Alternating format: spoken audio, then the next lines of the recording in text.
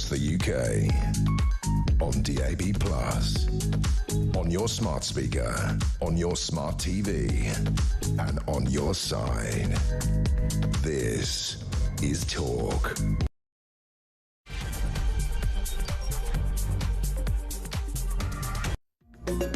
Hello there, and a very good evening to you, and welcome to the beginning of another week.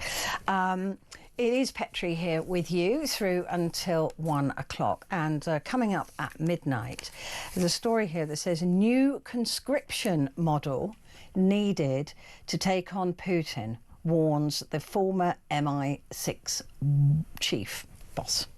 The former head of MI6 has suggested that Britain may need to introduce a form of conscription in the face of new international threats. This is Sir Alex Younger, said the government would require powers to compel Britons to give their service one way or another. It doesn't suggest an age limit here. It doesn't suggest 18 to 25, which is what most conscripts in most countries would be in terms of soldiering. But this could be an older age group as well for service. Now, I was going to say if you remember during the Second World War, if you remember your history lessons about the Second World War, of course, women were conscripted or asked to go and do land army work or factory work or driving work. In fact, it was the big leap forward for women in employment, because up until that point, women didn't really work in those jobs because for various reasons, misogyny and also the belief that they couldn't do those jobs. But of course, during the Second World War, women did do those jobs and were able to do those jobs, so they continued doing them after the war. But in terms of conscription, how would you feel if your government compelled you to do something to help this country? Whatever age you are, if you were compelled to give up service for this country. And I think there would be a lot of people who would be really upset and worried about this, because why would we give to a country that we feel doesn't give back to us? Or maybe you feel that it would be your duty to give to the country. It's a difficult one, that, isn't it? Because do you only feel duty with loyalty? Do you feel duty with love? I don't know. So that's what I want to talk to you about at midnight. If you were compelled to give service to this country, would you be happy about it? And what about your kids? Would you be happy for them to be compelled to give service? Now, this is a new conscription model needed to take on Putin, and we don't know what that would look like. Maybe you think that 18-year-olds should go into conscription. They should be trained by the military. Be a lot less trouble on the streets, maybe you think. So let me know if you agree with it and you think it's good in principle. Give me a call, 0344 499 1000. So that's coming up at midnight. Britons have got to prepare for a new form of conscription to tackle Putin. So you heard it here first, right? It's International Beaver Day today. It really is. Don't look at me like that. It genuinely is. It's an official day. So we've got our beaver expert, Claire Muldoon, in the studio going through the newspapers for tomorrow. So she'll be in between 11 and 12 to take us through all of that.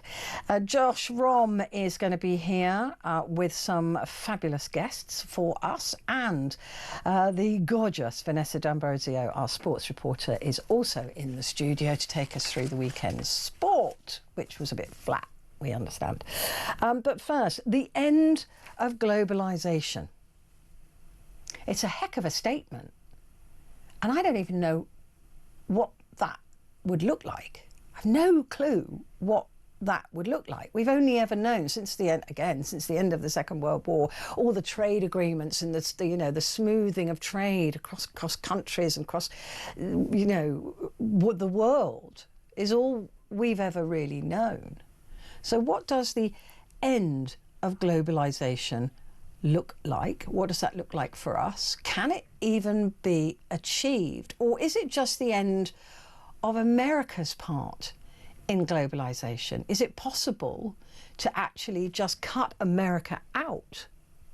It's the biggest market, but can we cut it out and form trade routes and form trade arrangements with the rest of the world so that we don't go down with the ship? Joining me now to discuss this and more about what's going on with the latest tariffs, a plus 50% now on China from April the 9th. So Laurie Laird, economist and US political commentator, thank you very much indeed for joining me. Petrie. You stole all my lines. Yeah, I know, I'm sorry. You absolutely stole all my lines. Look, absolutely absurd, but forget about tariffs. The UK, the EU, all these people are working together. You can get the US out of it. You can't cut the US out. Yes, you can. Here's the thing. America takes 13% of imports. Mm-hmm. 1-3. That means there's a whole trading economy that America isn't part of. Yeah. Now look, it wouldn't be an easy transition, but there's a transition to be made. But Donald Trump has already said that if we try to cut out America, that he will, like with Canada and the UK, for example, that he will then just attack us even worse. Absolutely. If Canada and the EU conspire, he's going to make it worse. He's going to make it worse. Yeah. Look, I don't know how you deal with this, but I think know is this is not policy. Yeah. This is not policy. And this is what you have for the next 4 years. But it means that you have to learn to make policy on your own. But America is not so much of a force that it was 20 years ago. And I think the world needs to wake up to this. But I mean, how do we wake up to it when Donald Trump is being so aggressive with everybody else, right? So if we cut him out, it will have an impact on us. They are the biggest market. It will have an impact on China because they sell so much stuff into America. But it seems to be almost impossible to cut America out. Secondary effects. But I think it's really very important to look at America takes 13% of the world's imports. Right. And America exports 12% of goods that go to the rest of the world. You know, America has so much power because it's a big market. Mm. But that doesn't mean that there isn't a coalition to be formed. So not to say that there are certain areas, certain companies that will hurt immediately from this. But there has never been an easier time to look at trade without America, because America is not as much of an important player as it was 10 years, 20 years ago. Okay, so if we were to cut America out of global trade, you know, are there parts? I mean, I always think about globalization as being not just, you know, we don't just buy a car from one country. We buy bits. The car manufacturer will buy bits and pieces. It's a global sort of supply chain. If we cut America out of the global supply chain, what impact would that have on that globalization? Would it be? Do they provide many parts and bits and pieces, or do they buy mostly? Well, and I know, Petra, we started this with, you know, is globalization done? Let's start from the beginning here. All day with the Sundays yesterday, we thought Keir Starmer was going to talk about globalization was done. Poor old Darren, what's his name? Treasury Secretary, had to do this, globalization was done. And Keir Starmer did his thing, didn't say it. Globalization is not done. and it shouldn't be done for an economy like the UK. It seems to be There's a 60 real million worry. people here. It seems to be a real worry that globalisation, if that has come to end, it's not a world that any of us know about. Starmer, in his speech today, kind of tiptoed up to it, but couldn't go there because the UK does some amazing things and it sells to other people. You know, cars take all of the headlines. But the big thing is pharmaceuticals. Yeah. I think that look, whatever happens, it's going to take a transition. Laurie, thank you. Laurie Laird, economist and US political commentator there. I'm going to go to a quick break, but I will be back in just a moment.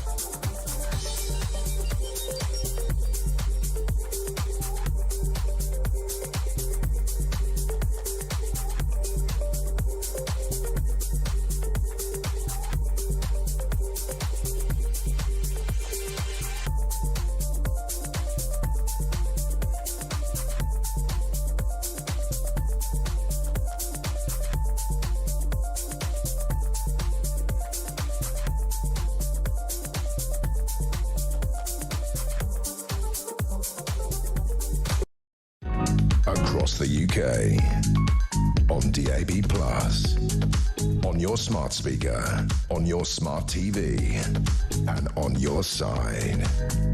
This is Talk. Hello there, and a good evening to you. I just wanted to bring to you that Donald Trump has not just threatened, but now added a 50% tariff plus on China, unless it drops its retaliatory levy. Now, last time I was here on Wednesday, there was all this stuff about reciprocal tariffs. I think we all know by now they're not reciprocal. The mathematics that were used was completely bizarre, right? And he still sees a deficit. He's looking at it like a spreadsheet. So you're looking at what comes into your country and what goes out of your country, and he sees that what goes, you know, what the US is spending, he sees that as a negative. He's going, you know, they cost us, we give them 2 trillion a year. He's talking about China, but he's not giving China that 2 trillion. The Americans are buying those goods, and people are not buying American goods. Possibly because they're so expensive. Secondly, because they don't, in terms of food, they don't meet a lot of the international standards that we have, particularly here in the UK and in the EU. And they don't want to buy the cars because those big American cars are expensive to put fuel in. They here anyway, and they're not suited to our roads. Okay, so we tend to buy more cars, say that's from Japan, maybe. You know, so I don't understand how he thinks he can run a country the same way as he ran a company. And we know that he didn't run them very well. He was bankrupt. His companies went bankrupt 6 times, including 2 casinos, which is almost impossible to bankrupt a casino, I would have thought. But anyway, I've never run one, so I don't know. Donald Trump has now added an extra 50%, because when he added 34% to China, that was on top of a 30% that was already there.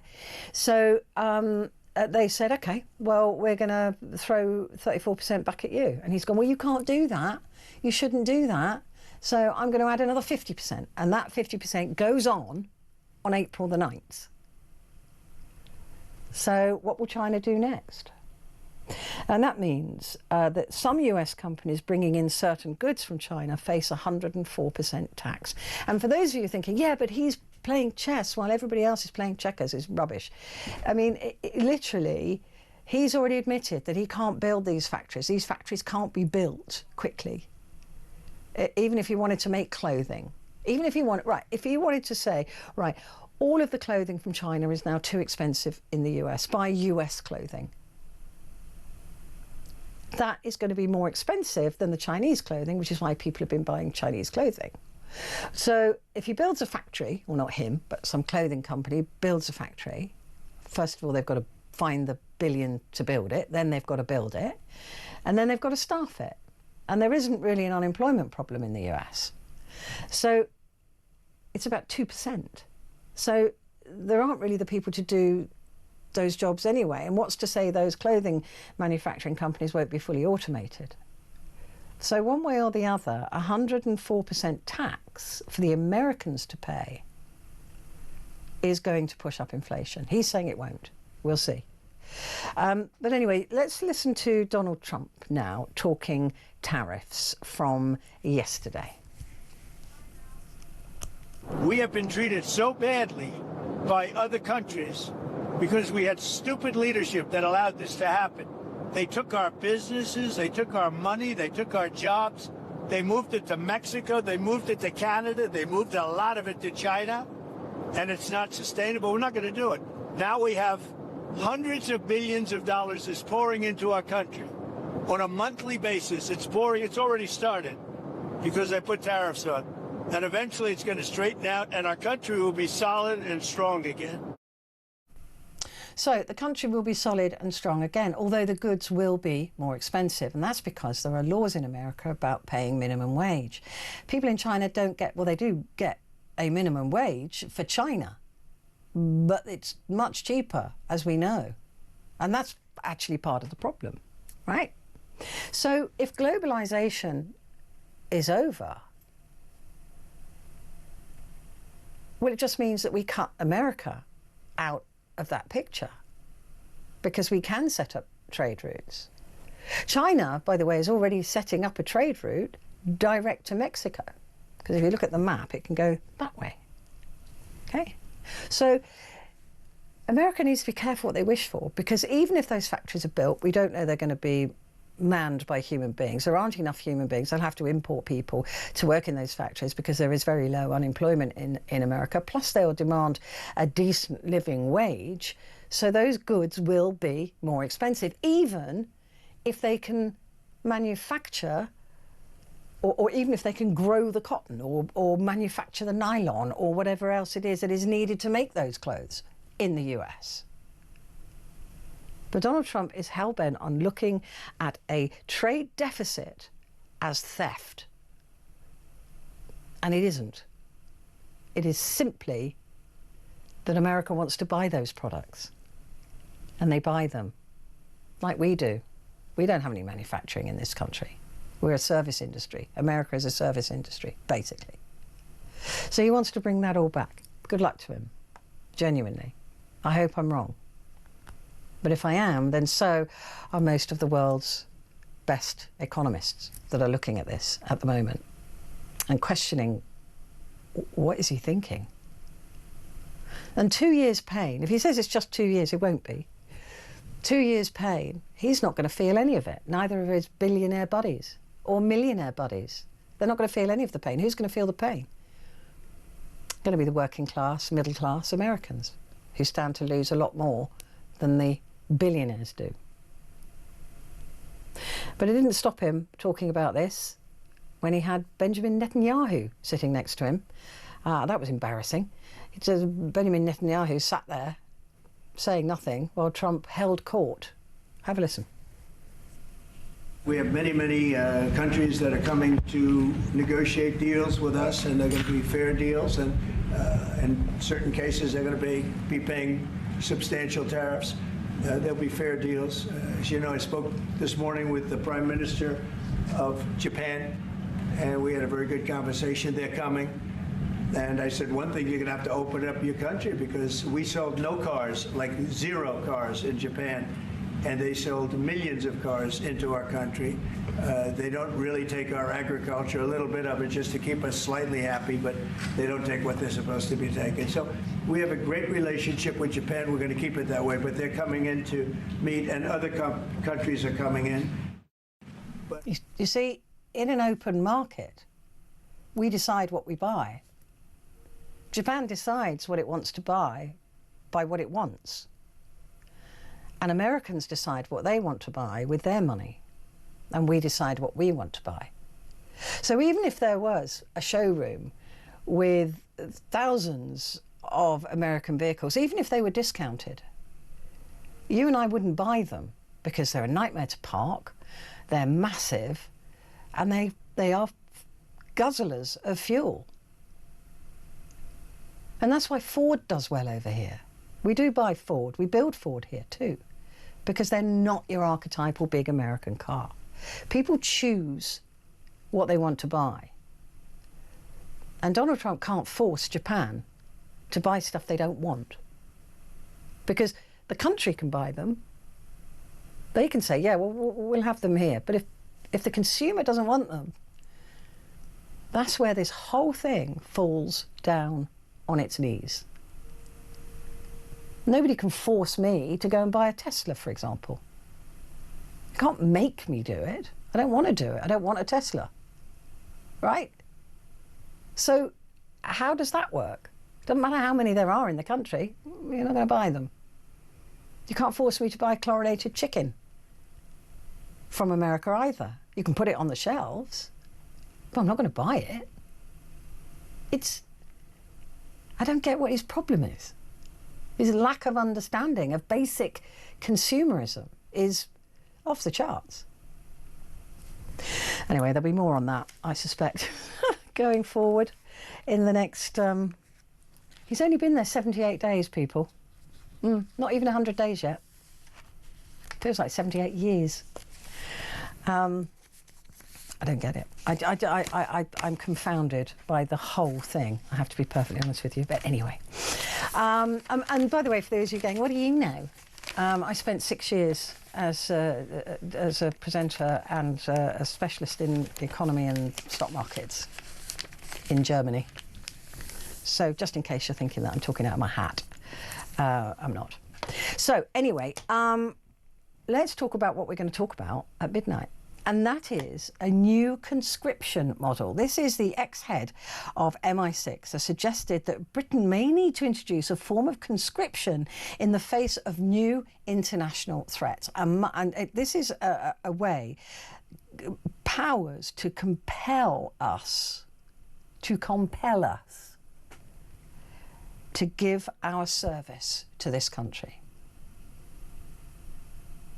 What do you make of that? Do you think that's a good idea? Would you be happy to be compelled to give service to a country that feels really like it's not really giving us a service back?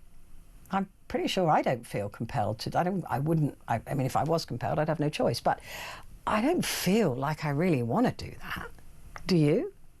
And maybe you think some form of conscription is a really good idea, because it could be that we could get all of these young people off the streets, we could get them to love this country, to feel that they're giving service to this country, because it will be down to the young people to pick up the guns, right? It's not going to be you and me, we're too old. But there may be something else that we can do. What else would we be compelled to do to give our service to this country? And do you feel, in all reality, that you'd be happy to do that? Whatever your age, would you be happy to serve this country? There will be people who will, who say, yeah, that's our duty. That's our duty. Our grandparents died. Great-grandparents died in giving their duty to this country. But what do you think of a future where we would be compelled to do that? And this is being talked about now. The ex-spy suggested a new type of enrolment would stop short of full military service for all. But we'd be looking at something like a model I understand exists in places like Sweden, where the government theoretically has the power to compel people to give their service one way or another. How do you feel about that? Give me a call. 0344 499 1000. You can also text the word talk and your message to 87222.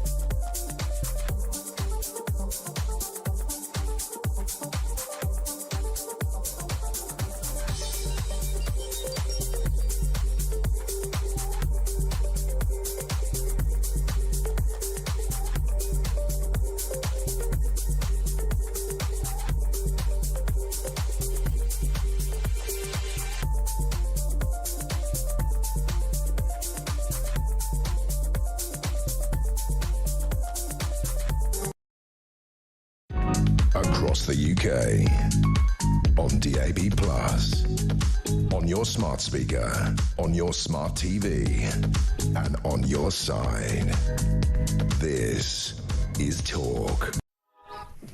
Hi there, and a very good evening to you. It is Petrie here with you until 1 o'clock. And coming up in the next couple of hours, we have Josh Rom, our entertainment journalist. He's here with some famous people for you. And then on International Beaver Day, Beaver's Day, I should say, we had to get Claire Muldoon in to do the newspapers. So she is here to go through the newspapers for tomorrow. Okay. Before that, though, Vanessa D'Ambrosio, our sports reporter, is here. Hello. Hey, Petrie. How are you doing? Great. Great. Not a very exciting weekend in sport, though. Well, it was, depending on the sport that you're into. For me, in combat sports, it was great. It was fantastic.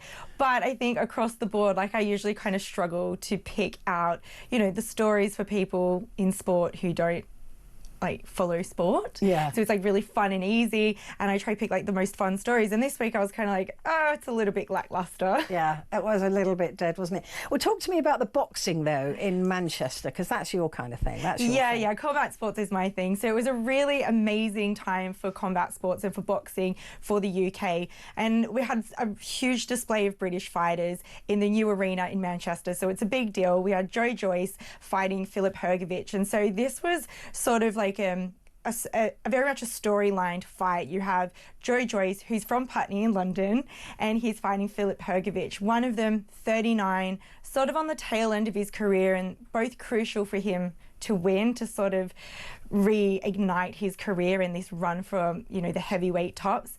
And then for Hrgović at 32, it's are you going to be a contender if you can't beat? So it's almost like the crossing of paths.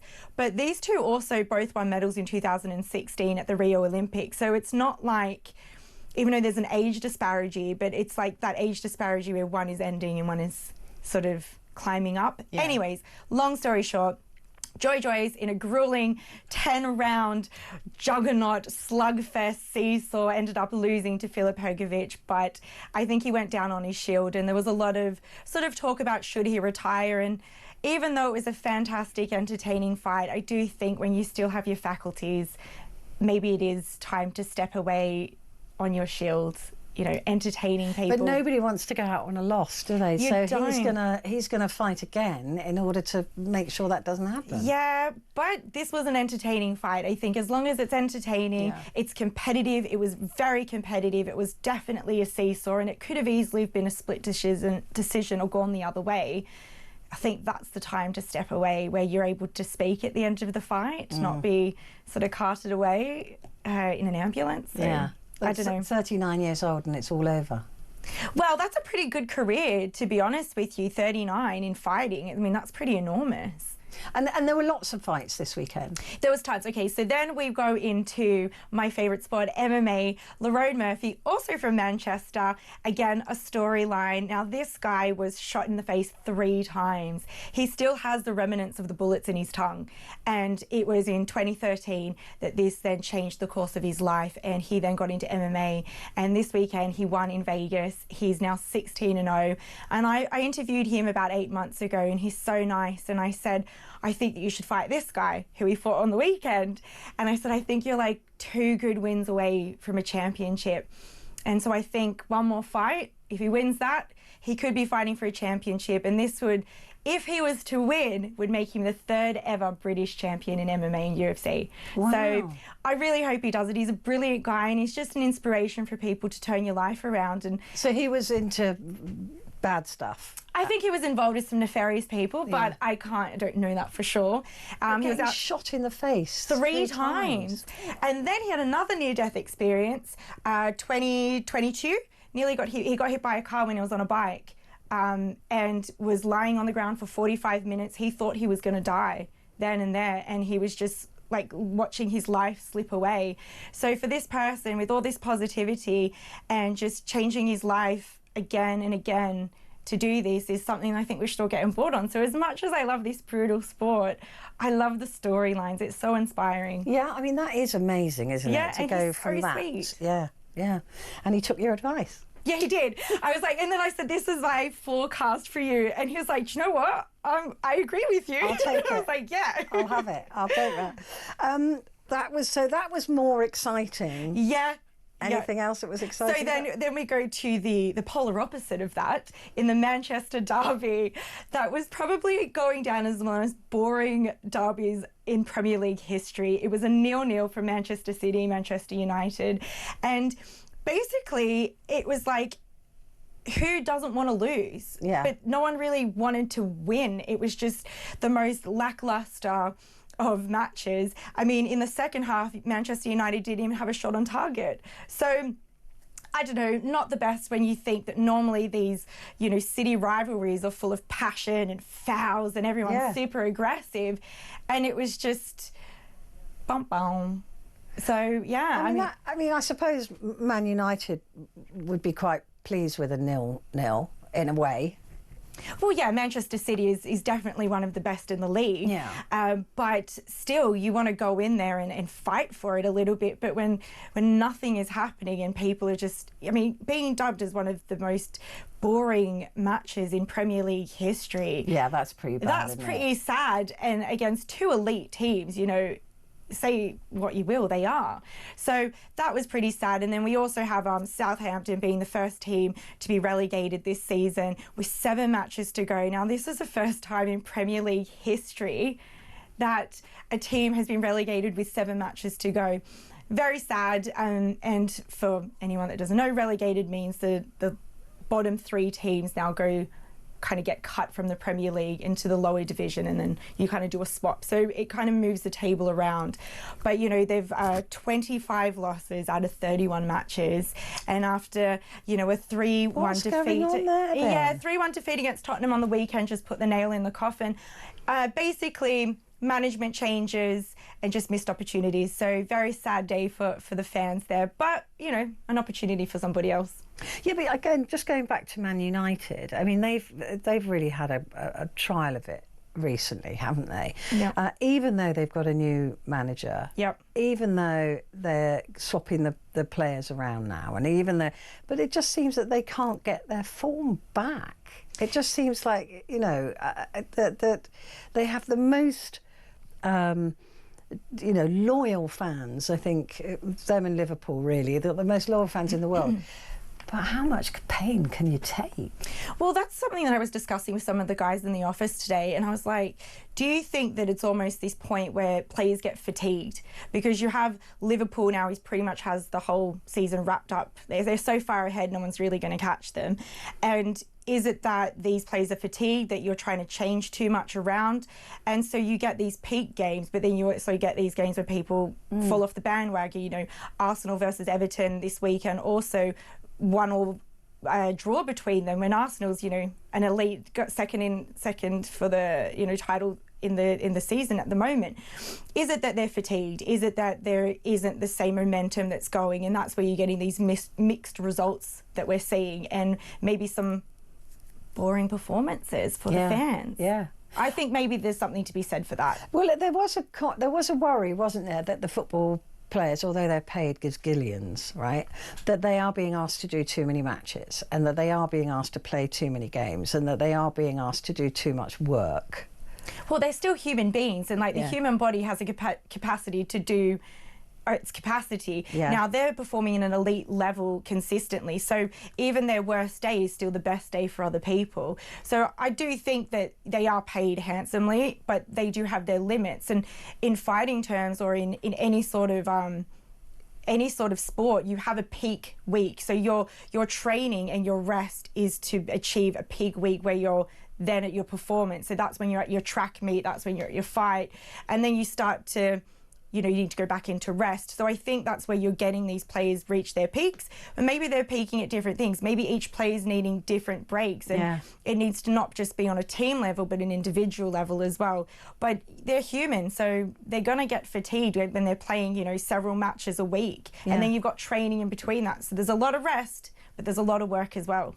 Yeah, and the fans are demanding, and they do want to see, because look, you're paying a lot of money for your ticket. Those tickets are super expensive. Really expensive. So I remember actually TalkSport does a show on how much it costs to be a football fan. They did an episode last week on Wednesday, and we were just having a bit of banter in the office, and I remember getting tickets on a resale, and they were like, you're lucky that those tickets were even legitimate, and they were a couple of $100 a piece. And the only reason I got them was because my family was visiting from Australia, and they'd never seen a Premier League game, and I didn't think we would ever get this opportunity again. In my father's case, this was the first and only opportunity that we ever had. So we did it, and, you know, bit the bullet and went.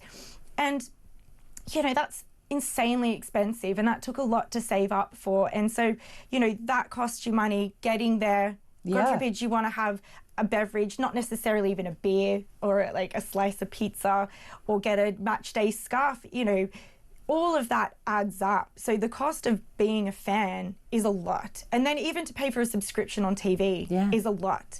So everything adds up, from just watching it on the telly to going to a game. So I think this is why the fans have a higher and higher expectation for the excitement, for the players, and for the performance overall.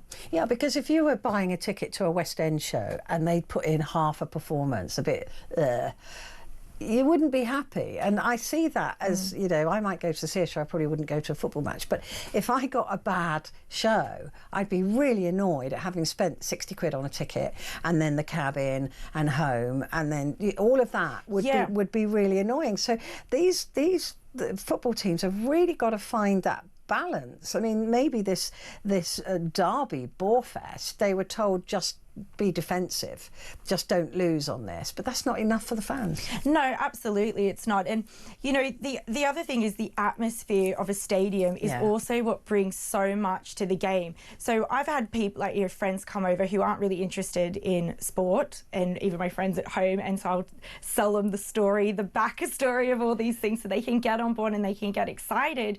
But whether we're in like a sports bar or they're watching it live, the atmosphere is what pushes and like gets your adrenaline pumping. It's, you know, it's the crowd, it's everything. So if the crowd isn't on board at these matches as well, it's just flat all around. And it's like, well, if you can't really see, you can't see the players up close, they're still pretty little, at least you can hear everything and everyone's beating their, you know, chairs and singing and whatnot.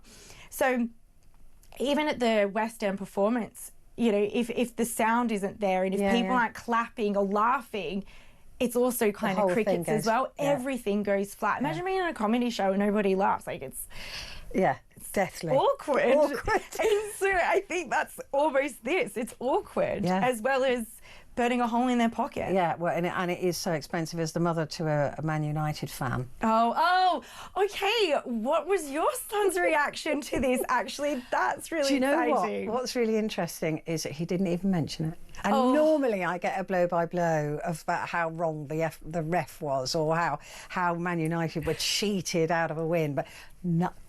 There's those crickets again. There's a tumbleweed. Vanessa, thank you. Thank you so much for having me, Petrie. Vanessa D'Ambrosio there, our sports reporter. Quick break, back in a sec.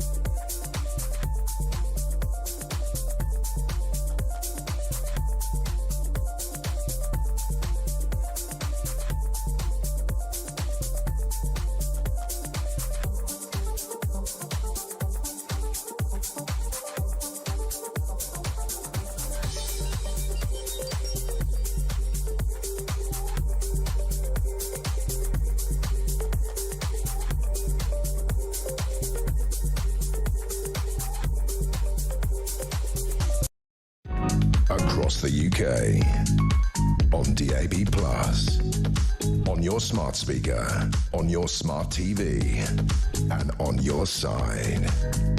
This is Talk. Hello there and a very good evening. It is Petrie. Just to let you know, to remind you that Claire Muldoon will be here to take us through the newspapers at the top of the hour. So she will be here.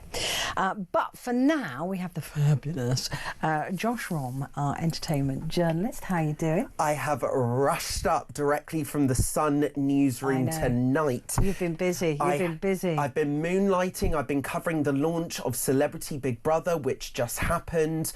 I got to tell you, Mickey Rourke is going to be brilliant entertainment throughout the season. That is my big prediction. I don't watch it. Well, I will say this, just to fill you in on what just happened. Mental launch night. So Mickey, when he first went up on the stage, couldn't keep his eyes off AJ Adudu. They then sent him into the house, but he just made his way in there so slowly. He stayed up on the stage saying that he wanted to stay on stage with AJ Adudu. She then had to physically escort him, practically kick him into the house. How old is Mickey Rourke now? old. He looks old. Yeah, well, he's had a lot of work, hasn't he? And you can tell, I know. and he just went in there kind of, and basically there was a secret challenge where the housemates had to do several tasks, and then Jojo Siwa, who is a she's a US reality TV star, singer, kind of performer, quite famous, but I don't expect our audience maybe would have heard of her. But she was leading this conga line, and bless, you saw Mickey Rourke just enter into the house with this completely frazzled expression after being kicked in there by AJ Adudu, going, what on earth is this? He's 72. This is such good entertainment. 72 years old, Mickey Rourke. Bless him. I used to fancy him in 9.5 weeks. It was him, wasn't it, in 9.5 weeks? Yeah. Oh, he was beautiful, but then he had work done, and he's entertaining now. Is the way I would describe him. We laugh entertaining, at him, not with him. Talk to me about The Amateur. Yes, Amateur, brand new action film. We're in this period, right, where it's post-award season, and we've got the action blockbusters coming up in summer, but in the meantime the studios are like, well, we need something for the Easter markets, don't we? So in comes The Amateur, starring the likes of Rami Malek and Lawrence Fishburne. Both brilliant actors. I loved Lawrence Fishburne, of course, in The Matrix, used to watch that in school lots, and Rami Malek, there you see him, if you're watching on YouTube or connected TV, on the red carpet, looking very dapper, his usual talkative self. I loved him, of course, playing Freddie Mercury. Oh my God, he was amazing. In Bohemian Rhapsody. Unbelievable. He was him. He embodied him completely. Well, totally deserved the Oscar, didn't he, really? But basically, in this film, so he plays a guy that works behind the scenes at the CIA, but in kind of the analytics side of things, the kind of behind the scenes technical stuff. But his partner, played by the marvellous Mrs. Maisel's Rachel Brosnahan, she gets embroiled in a terrorist attack in London, in a hostage situation, and then gets killed. So Rami Malek then decides he wants to go out and avenge his partner, avenge his wife, and sets to go out and kill the killers of his wife. And then in comes Lawrence Fishburne, who brings the authoritative figure in the CIA to kind of train Rami Malek. And then when Rami Malek eventually goes AWOL because the CIA aren't thinking that he's going to last through training, and they find out some things about him after he kind of blackmails them, and then he goes all around the world basically, and then Lawrence Fishburne is sent to follow him. So it's a really interesting film. Sounds like my sort of film, actually. And I love the sound of that. And it's full of action, but as you could probably tell, it's also got heart, because it's about avenging your wife's murderers, and you're doing it on behalf of your wife. But it's called The Amateur because he's not he's never, Rami Malek's character hasn't worked in the field. He's always worked behind the scenes in the tech side of things, the diagnostic side of things. So that's what makes it so interesting, because it's not just like your James Bond or your Mission Impossible, for which we'll get onto Mission Impossible a bit later on. But you get this aspect of, this is somebody who doesn't usually play an action role, kind of thrust into it, and he does it, to be honest, he does it very well. I think he's a great actor. I do like Rami Malek. And he also co-produced this film as well, which makes it interesting. So, of course, we caught up with him on the red carpet. I think this is my third time speaking with Rami Malek. He's always... I last spoke to him, actually, I believe it was in... probably around 2021, 2022, when he was in the film with Margot Robbie called Amsterdam, which was, he was in his kind of villainous era then, and it was just he plays a great villain. Just after No Time to Die. But of course he co-produced this film, and it's all about the CIA and whatever. And I asked him whether or not he picked up any tips or tricks from starring in this CIA project. I did. We had a lot of people on the CIA come visit set, and some unique individuals that refused to disclose their names or much about themselves, but they did give us a lot of insight, and sometimes it's quite terrifying, and it's always very insightful, but They're scary. And Rami, my question for you is, your character at the end of the film, he very much surprises Lawrence Fishburne's character. Do you like surprising people with your acting, and do you take roles where you can surprise people? Lawrence and I were just talking about this earlier in the day. Yeah, I always want to do something that not only surprises others, surprises myself. I love that aspect of showing up on set and sometimes I think not rehearsing, but being able to bring something to the camera that's new and fresh and feels quite spontaneous. And this film is essentially that. You know, I love Bourne, I love Mission Impossible, I love the Bond films, of course, and this is a unique take on all of them. John Wick, I think it has elements of everything, but brings a freshness, a grit to this, and an unexpected hero doing extraordinary things, I would say. God, his minder wasn't happy with you, was she? Oh, well, it's just because the person before me asked one too many questions. Oh, okay. So it was a case of I just kind of snuck my way in. That's the thing with red carpets, they're unpredictable. But I don't know how, I would not have the nerve. I wouldn't have the nerve to do it. Honestly, I just don't know how you've got the... Well, it's because I'm determined to bring exclusives for you, Petrie, and of course our listeners and viewers as well. So, you know, it's part of the game. But the film, as I said before, also stars the likes of Lawrence Fishburne as well. And I asked Lawrence very clearly, this is a very different sort of action film. So what does make this film different than the Mission Impossibles, than the James Bonds? And this is what he had to say. What makes it different is that Rami's character is not somebody who's trained as an operative in the field. He's an analyst at the CIA, which means he collects data. He gives the guys who go into the field all the information that they need to do their jobs properly. And suddenly, after the death of his wife, he wants to go into the field. So he needs to be trained, and I'm the guy they choose to train him. So it's a very different kind of take on a world that we're familiar with in movies and television. So yeah. Lawrence, it's great to meet you. Now, I've loved so many of your other characters. I watched The Matrix in school and I absolutely loved it. Tell me, have you brought anything from, let's say, Morpheus or any of your other characters, and did you take anything? What? Did you take anything from them and bring them to the role? Everything. No. No, this is... I mean, he's a mentor character, and I think that's where the similarities end. Matrix is obviously a science fiction fantasy movie. This is more steeped in, like, the real world, if you will, the world of spycraft and all that kind of stuff. So the danger is different, and some of this stuff that happens in this movie is quite plausible, like it actually could happen. So. And of course, Rami Malek's character in this, he's motivated by justice more than anything. Yeah, more than anything. What motivates you most in the world to continue doing what you do? My love of humanity. I love that in one word. Do you care to explain anything more? No, my love. That's it. I just said the money. And he went, the love of humanity. You weren't quite expecting that, were you? No. I mean, he called you my love, which is very sweet. Who else could say that they've been called my love by Lawrence Fishburne? That is a claim to fame. Not as many as we would like.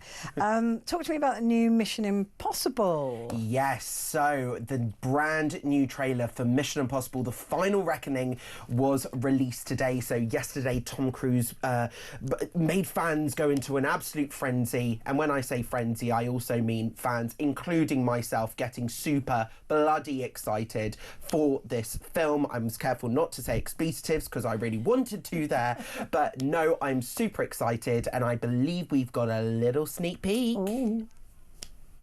Forgotten where it left off, but this is the second half, isn't it? This is the second half of... Is this the final ever? Well, okay, so a lot of people have been speculating because it is called The Final Reckoning. Yeah. But I listen, I think this is one of those franchises that could go on and on and on. So even if there is something dramatic that happens, there's other characters in the franchise Sorry, acid reflux there. There's other characters in the franchise that could easily take over the role. But saying that, Tom Cruise is an utter legend. And actually, the funniest thing is I never loved Mission Impossible growing up as a child. And then I saw Mission Impossible Fallout and I was like, oh, this is amazing. And then since then, I've been absolutely hooked. And what you also saw in the trailer, if you're watching on YouTube especially, you might have seen a glimpse of Miss Angela Bassett, who does the thing once again. So she returns to her role as Erica Sloan, who is the former CIA director, now President of the United States. So this also has Hayley Atwell, who you saw in the trailer as well. Vanessa Kirby returns to the franchise as well as Black Widow, you know, the Academy Award nominee Vanessa Kirby. You could probably tell by my voice that You're absolutely... quite excited. Just a little bit. Just a little bit. Now, listen, we've only got 1 minute, or even less, actually, but very quickly, Downton Abbey, the grand finale, is out later this year as well. Yes, it is. It's out September the 12th, I believe.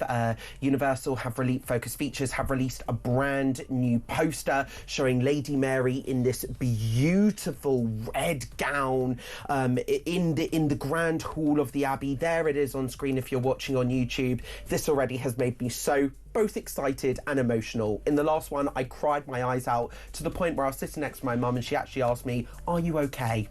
Oh, I haven't. I didn't watch the last one. I did like I did like the TV series, the first one, but I sort of gave up with it. But maybe I'll watch it. Josh, thank you. I'll definitely be watching the Mission Impossible because I love those. Josh Rom, entertainment journalist. Thank you very much indeed. You can get back to work now. Bless him. Right, coming up, it's Claire Muldoon with the papers. See you then.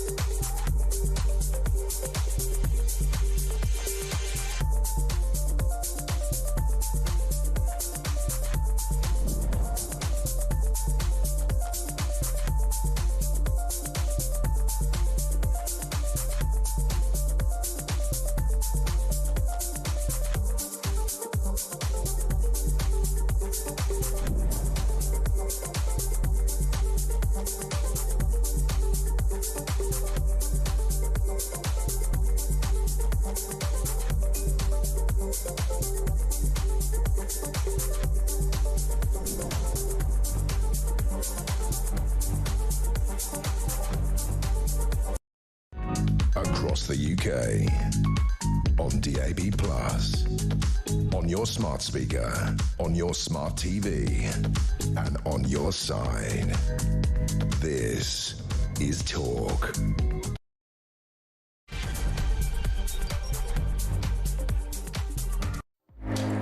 Hello there, and a good evening. I was going to say hello, actually. Just hello will do, won't it? It's Petrie here with you, and with me on International Beaver Day, Claire Muldoon. I've just tweeted about that. It's almost as if your gorgeous producer and darling friend Gabriella in Calza knew it when she made the booking last month. I know. Who would have thunk it? Who would have thunk it? Beavers, beavers. Beavers, be warned. There will be beaver stories. Well, there will be later. There will be. Yeah, Okay. there will. Right. Because Well, the start is beaver facts. Well, International Beavers, it would be remiss. Completely and utterly. It would be wrong not to. Listen, before we get on to the papers, what do you make of this story that has popped up saying the MI6 chief, he's retired now, but warns Britain to prepare for a new form of conscription to tackle Putin? Now, he's not just talking about conscription, of young men and women to go and fight. He's talking about a service, that all of us would have to give a service to this country one way or the other. And I'm going to be asking about that, because I just wonder if people feel inclined to give service to a country that feels like it's not really giving much of a service to us. Well, I think... I personally don't think that's the way to look at this, because I am very much of, you know, I'm quite a nationalist, and I think that we should serve the country. And do you remember the dear late Queen Elizabeth? She actually donned her overalls and went and fixed cars. She was a driver, etc., etc. So there's many things that can be done. And I think to show true patriotism to the country in which you are living in, to which you're part of, I think it would be great to give a bit of service, whether it be, you know, even helping young men get fit, or, you know, or young women getting fit, just even in the small things. Small things, it's all in the little things, can become great. Because, I mean, we may be entering into a world where we don't have a choice, and that would be worse, I think. So Alex Younger is saying that they would require powers, extra powers, to be given to them. I think that's dangerous. To compel. Yeah, me too. It's very Hunger Games-ish. It is, and I don't think I like the word compel. If it's a voluntary service, which they have just now anyway. Yeah, but I'm just trying to, you know, figure out, because I was talking about the Second World War, right? When women, you know, went into the fields, they went into factories. The Queen, you know, all of those people did those jobs. And Bletchley Park, the Goldbreakers. And women were the ones that did most of the brilliant work there, but they've been written out of history by men. But they were the most brilliant at those things, and it was really after the Second World War that it was accepted then that women can be in the workplace. That's what really pushed women working further forward. But I just wonder, you know, if there is a case where we have to go into farms, or we have to go into, I don't know how many people would regard that as an honour and a privilege for this country. Well, that's the question. That is the question. Yeah, would you feel, if you were compelled, I just wonder if we'd have as many boats coming over if that was the case as well, and as many the higher levels of immigration that we're experiencing. Well, we wouldn't now. if we were at war. Well, we wouldn't. They wouldn't want to know. They wouldn't want to be here. Well, exactly. But do you think that conscription is a good idea for young people on a blanket policy? Well, you see, I'm actually of the mind of making national service compulsory. I don't think that's necessarily a bad thing, you know. I really don't. And I think for some ne'er-do-wells, especially of the male variety, I think it might be the kick up the bahoon that they actually need to get on. And it would give them some discipline, hopefully, and they could even learn skills. The flip side to that is the fact that the army say, well, that's really unfair on us, having to take be the people that we babysitters. don't... Yeah, exactly. Of ne'er-do-wells, or those that are just completely disenfranchised or disinterested in actually, 1, getting a job, 2, taking their role in society seriously, and 3, actually like growing a pair and growing up. Well, that's the thing, isn't it? They don't have to grow up now. But, you know, in Sweden and I think in Poland as well, they've now introduced that because of Russia. Starting to say to young people, right, we need to train you at least. You need to be trained. There are other countries where the young people are trained, and they have have weapons that they keep in case they're called upon, and this could very well be the world that we're entering into. We're seeing an uncontrollable Putin. We're seeing, you know, even Trump is not able to get Putin to stop. We're seeing more and more really unnecessary bombings in Ukraine, and we are looking at a world where this person may not be controllable, and therefore we're going to have to step up. And that is the potential where we are, which is why the whole of Europe and other countries are now saying we've got to spend much more money. Well, on it's definitely critical mass time, isn't it? It is. And that great phrase from Greek mythology, from hubris comes nemesis. Yeah.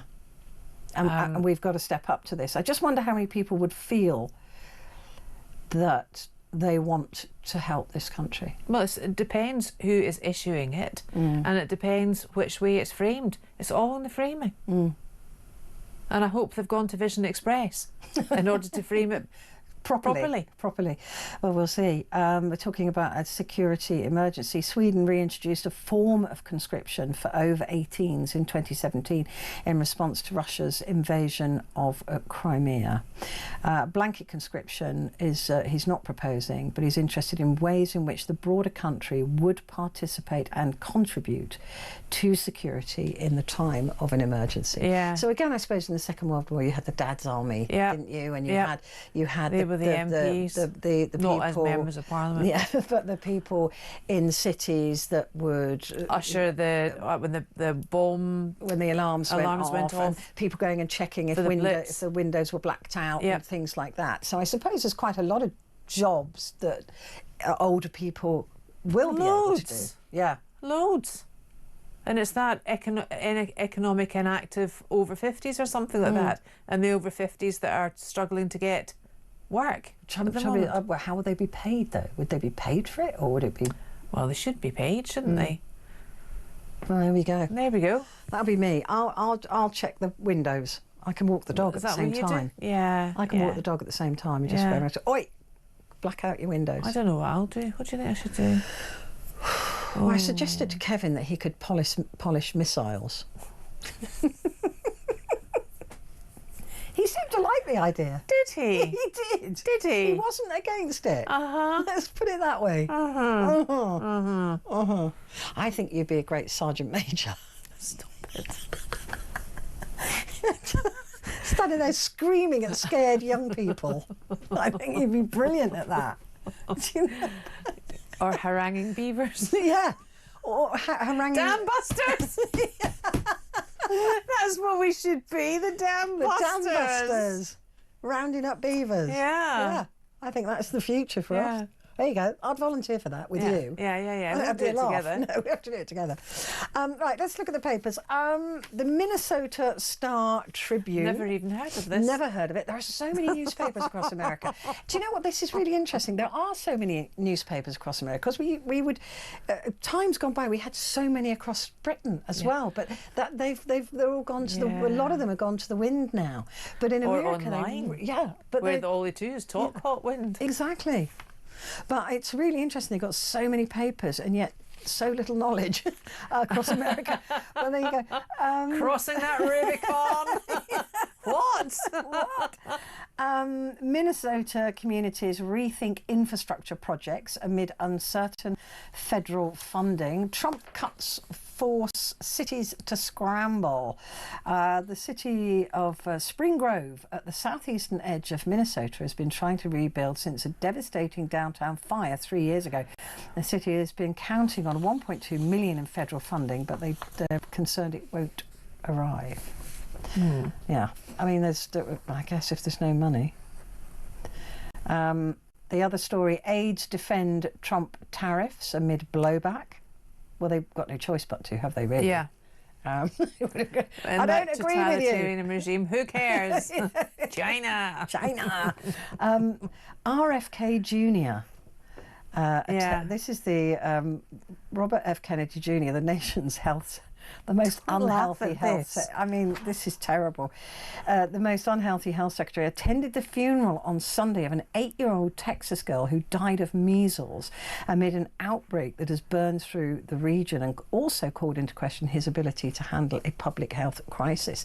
Now, this is of course from JFK Jr., who was very anti-vaccine, but there is a quote in here saying the most effective way to prevent The spread of measles is the MMR vaccine. Which is true. Which is true.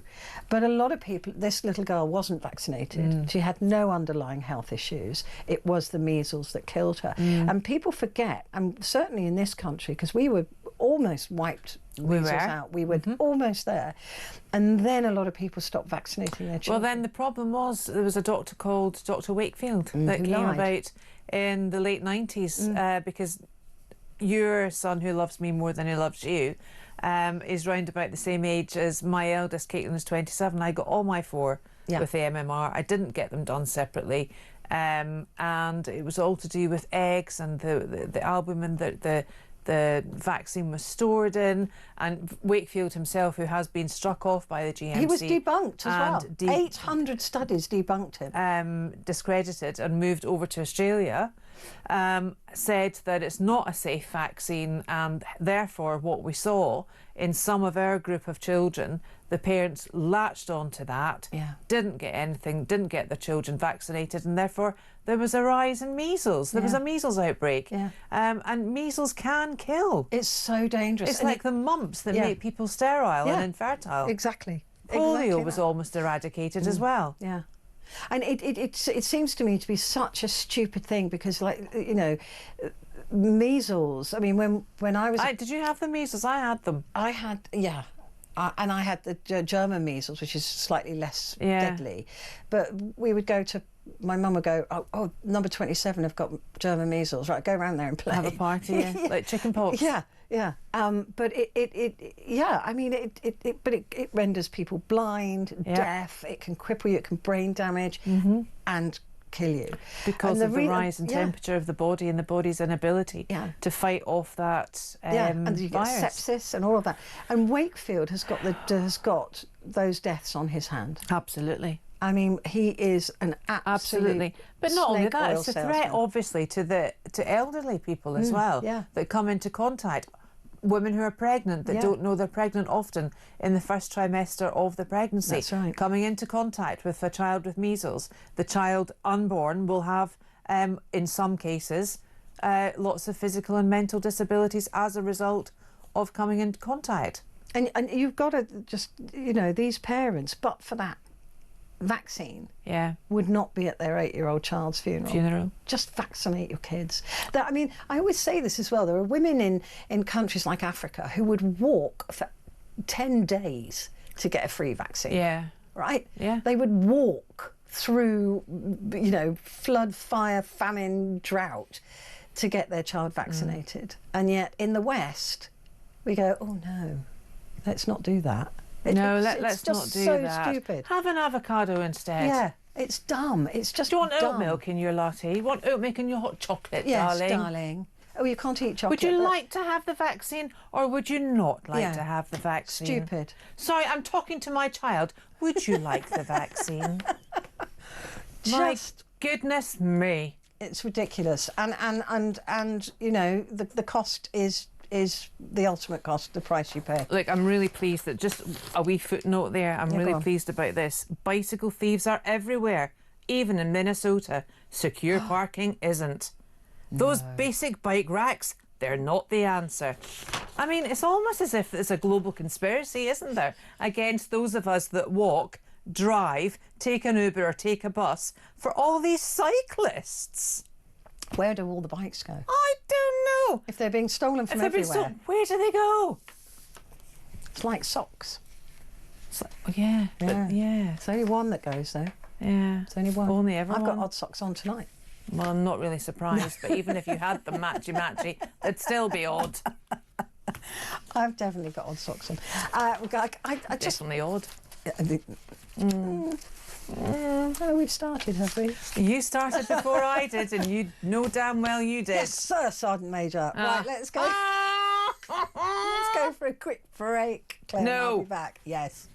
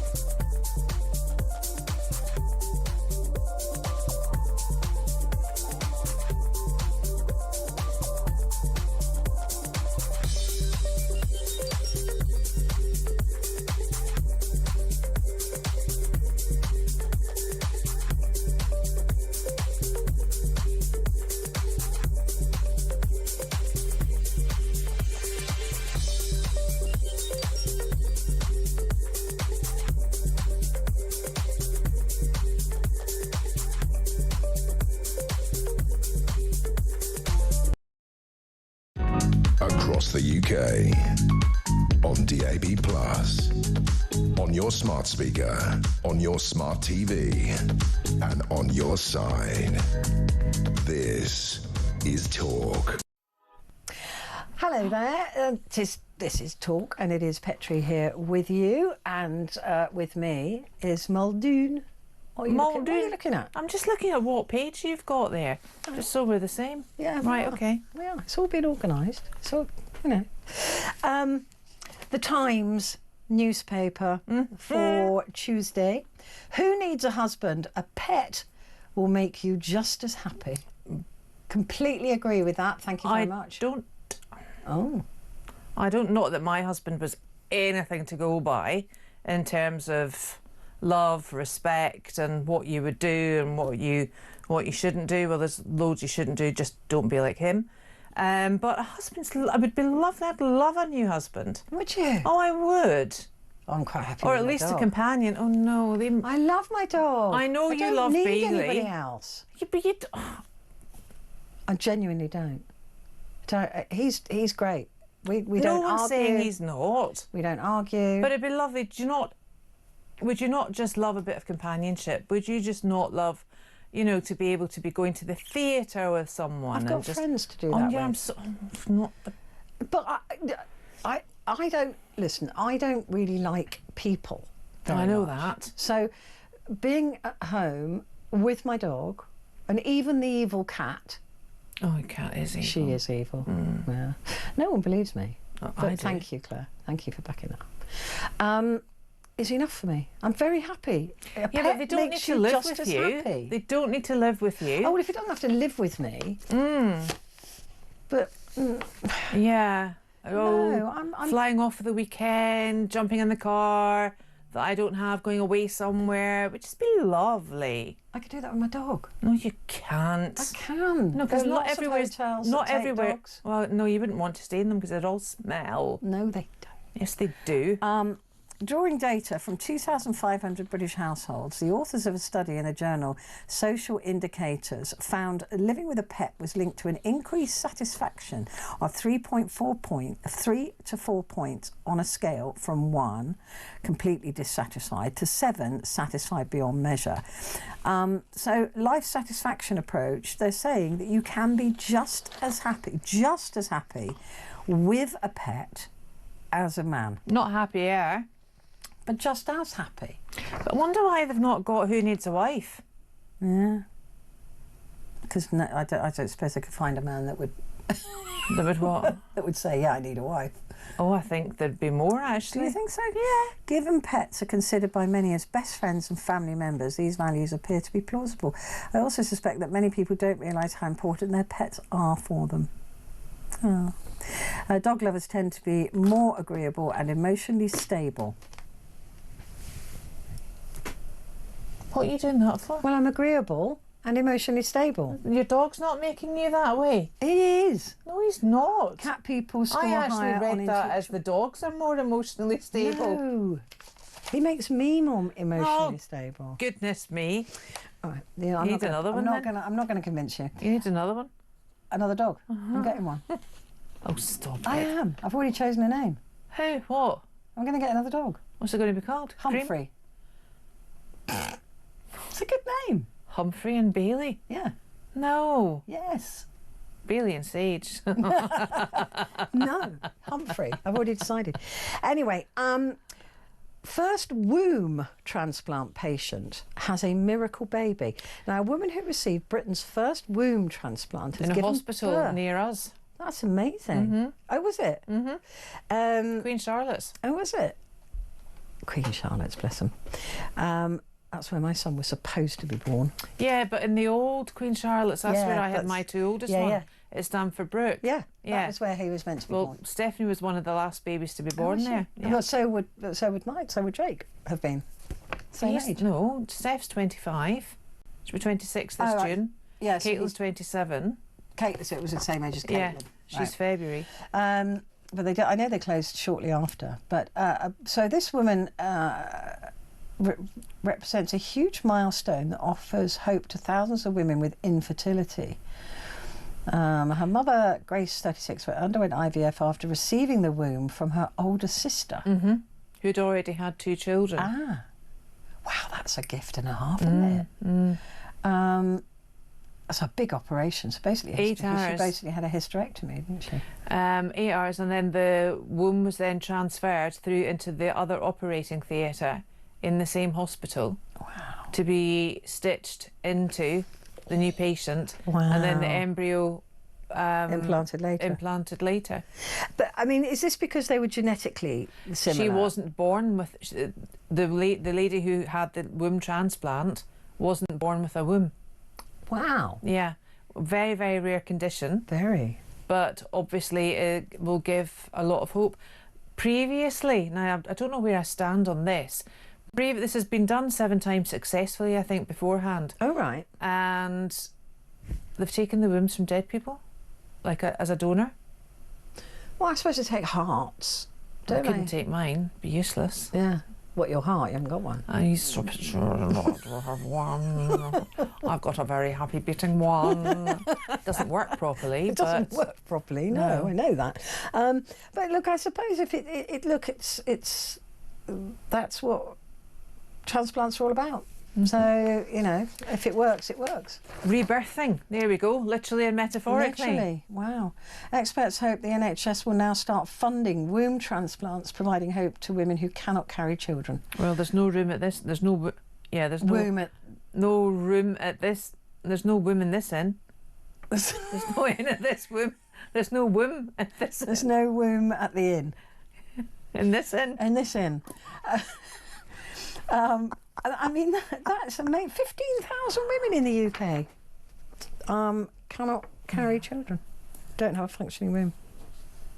And those who've had a hysterectomy due to cancer treatment. But it's only the wombs that they don't have. They have the ovaries, etc., etc. Yeah, but so they can... Yeah, they'll use their own egg. Wow.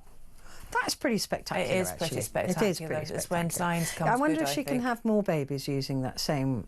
Oh, I don't think you'd want to push it, would you? I mean, No. I don't mean to use another metaphor there, but, you know.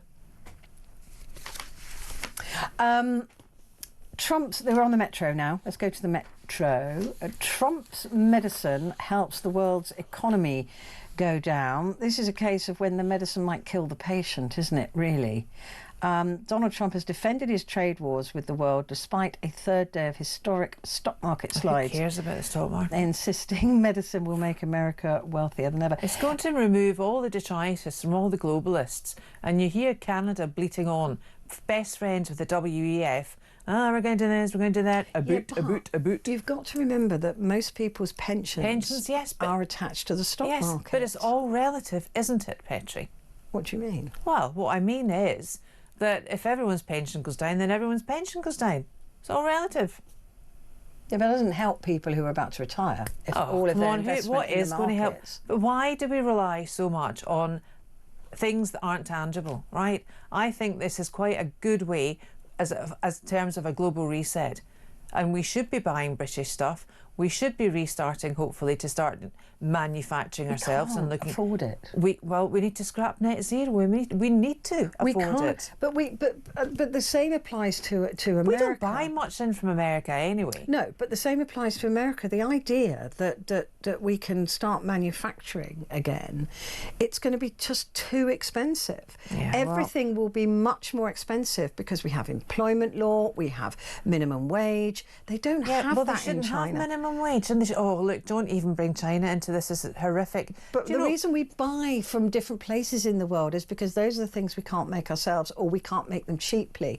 You either have cheap or you have British. No one can outdo China or India in terms of... Which is why we get drugs from India, we get clothing and things from China. And Bangladesh. Yeah. Because it's child slave labour, a lot of it.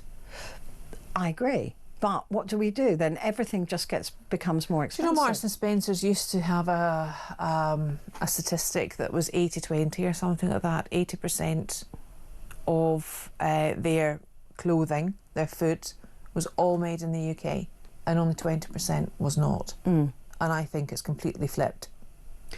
Because, and we all know Marks and Spencer, we used to call it Marks and Expensive, because it's expensive. And a lot of people can't afford to buy that stuff. So if you start getting into a world where we start to manufacture clothing in the UK... Which will last and last and last. But it will cost, and people haven't got that money. Well, we're broke. You know, we had a discussion on Sunday about school blazers. And I am an advocate for a really decent school blazer because they last, and it grows with the child. It's a sense of uniform, it's a sense of identity, and it's a sense of we're all in this together. You know, it's such a cut through of male and female and whatever. No, people can afford them. Look, people can afford them. No, they can't. Yes, they can. It might be an outlay, a larger outlay from outset, but it's much cheaper than a North Face jacket. It's much cheaper because it lasts at least 2 or 3 years, and every single child is the same. And a lot of schools have got bursaries and have got funds, as have local authorities, that will help families that are living in abject poverty in order to buy the uniforms. I think you're in cloud cuckoo land. I am not. You really are. I really think you are. People cannot afford. Yes, a uniform, I agree with that, but I think the old-fashioned idea of a blazer, which is really expensive. It's not really expensive now. They're really not. Even 30 quid, you've got 5 kids and you've got to buy blazers, or you've got to buy... I just think everything is... You have to buy your child a jacket. Yeah, but you need a jacket anyway in the winter on top of your blazer. No, you don't. Yes, you do. No, Did you you don't. send your children with just a blazer? Yes. In the winter? Yes. But they're quite mild down here, you know. School scarves. School scarves. They don't need anything. A vest, a shirt, a jumper, or they wore sweatshirts because that was a school uniform, and their blazer. And a scarf. All they were going was from the house to the bus stop. You're mean. No, I'm not mean. And these children were never ill. They wouldn't dare. Well, they were never ill. Never missed a day of school. They used to call it the 100% attendance thingy. I called it the cruel mother award. Yes, exactly. Can you still walk on that broken leg? Right, school. Right, school. Oh, let's take a break.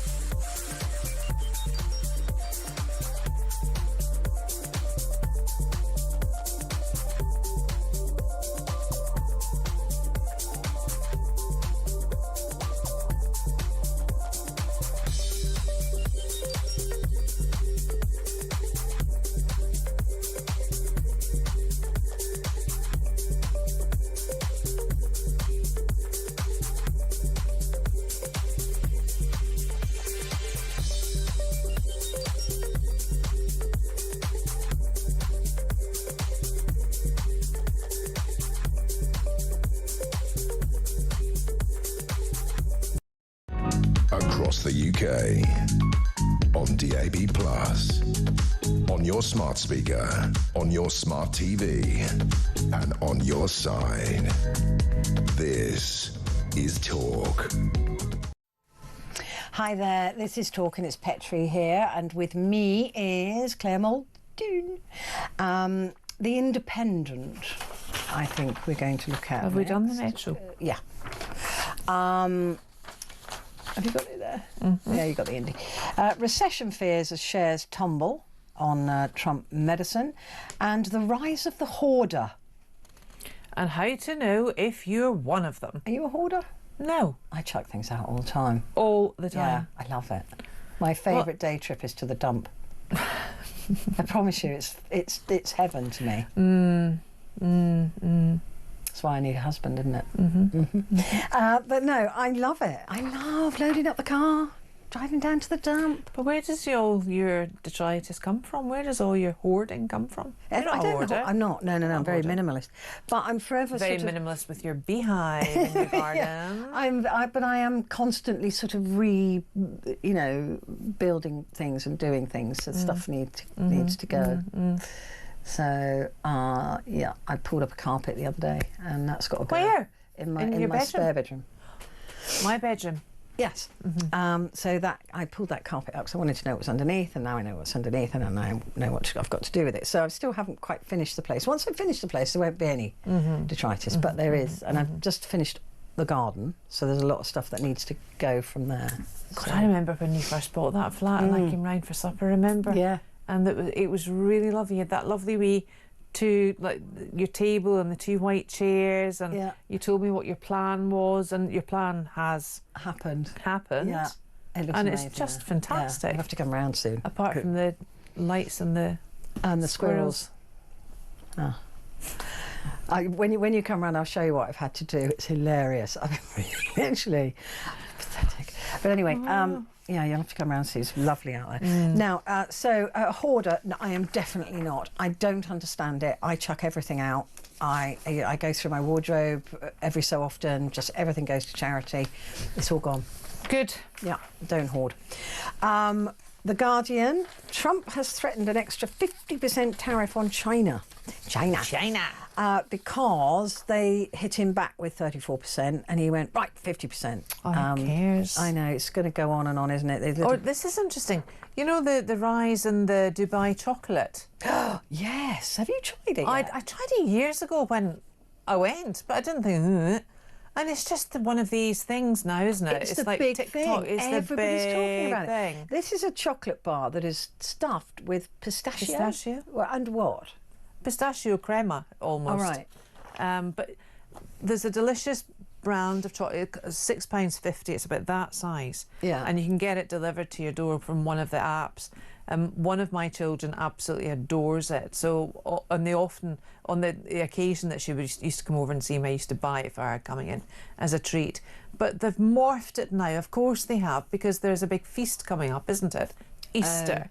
So everybody now, from Waitrose, M&S, Tesco, Lindt, Sainsbury's even, they're all doing the pistachio. Are all doing the pistachio egg.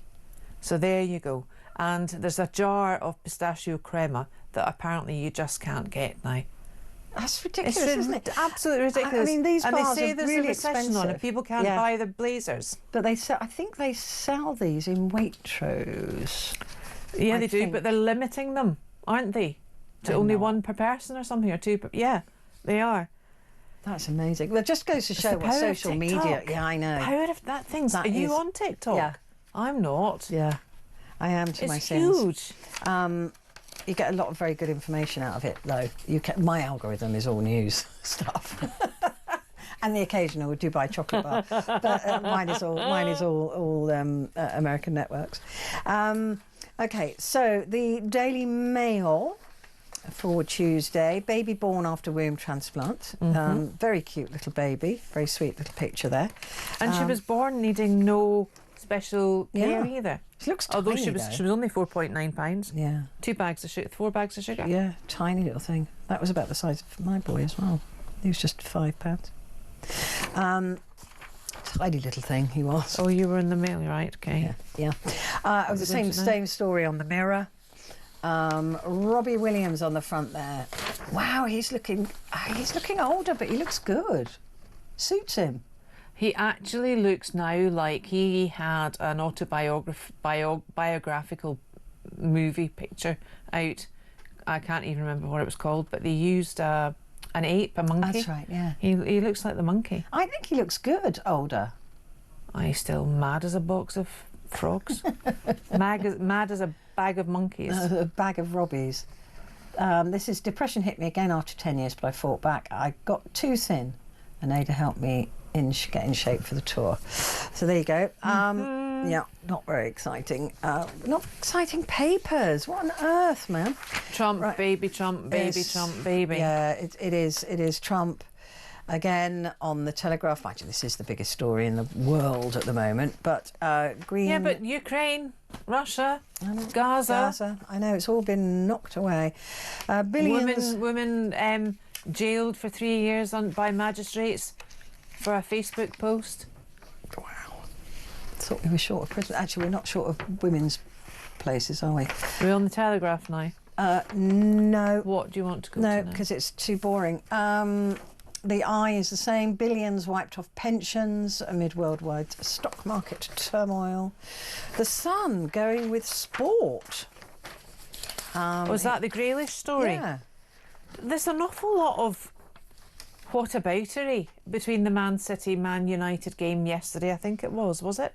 Yeah. There was 0-0, An wasn't old, yeah, and you know, you think how much money is on that pitch, and they've got one job. I know. One to job. entertain, and they yeah, didn't to do entertain and come up with some goals, because that's what winners do. Yeah. And that's what they push for. Very, very sad. Very sad. And if I were a football fan, I'd be quite angry. Because I was saying that to Vanessa. I wouldn't slap anyone.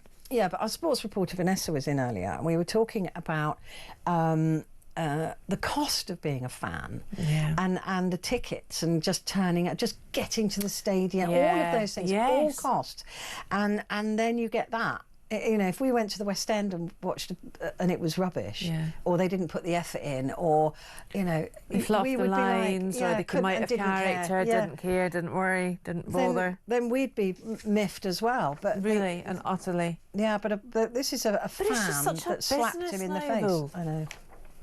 It's so sad. It was called The Beautiful Game. One of my favourite quotes, though, from Scottish football was a manager of Celtic at the time. Gordon Strachan was his name. I think he's still alive.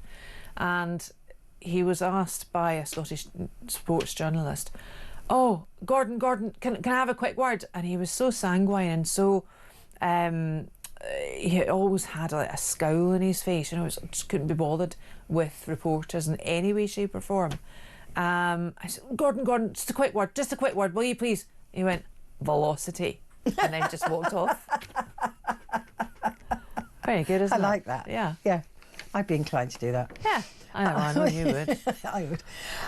So look, you don't go slapping people. You do not. But he was basically the fan was not happy.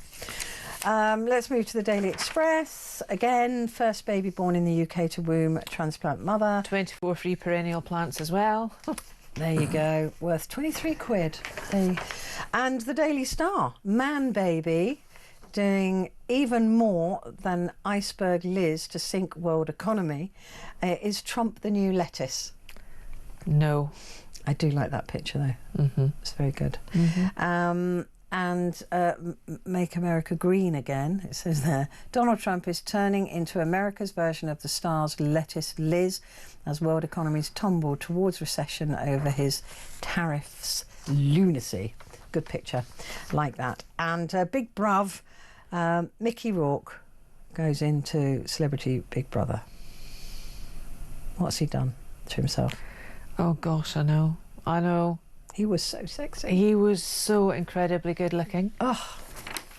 He really was. He really was. Okay, and finally, the FT, of course, is filled with the stories about the stock market. It's all showing negative territory there. Trump issues new China tariff threat. That'll be an extra 50%. by April the 9th, unless they remove the 34% they put on. He says, she says. Of when Trump put his 34% on top of their 30%. There we go. I don't think China's going to back down. I think it's going to get stupid. But there you go. Have we got any other stories? How long do we have? Do we have any beaver stories? We've got 3 minutes this quarter and then a whole quarter. Oh, have we? Yeah. I've deliberately gone through them all quickly so we can you get... shouldn't have done that. Oh. Well, it was very boring. Well, true. Shall I take a break now while you get yourself sorted? Yeah, take a break. Right. Quick break, back in a sec.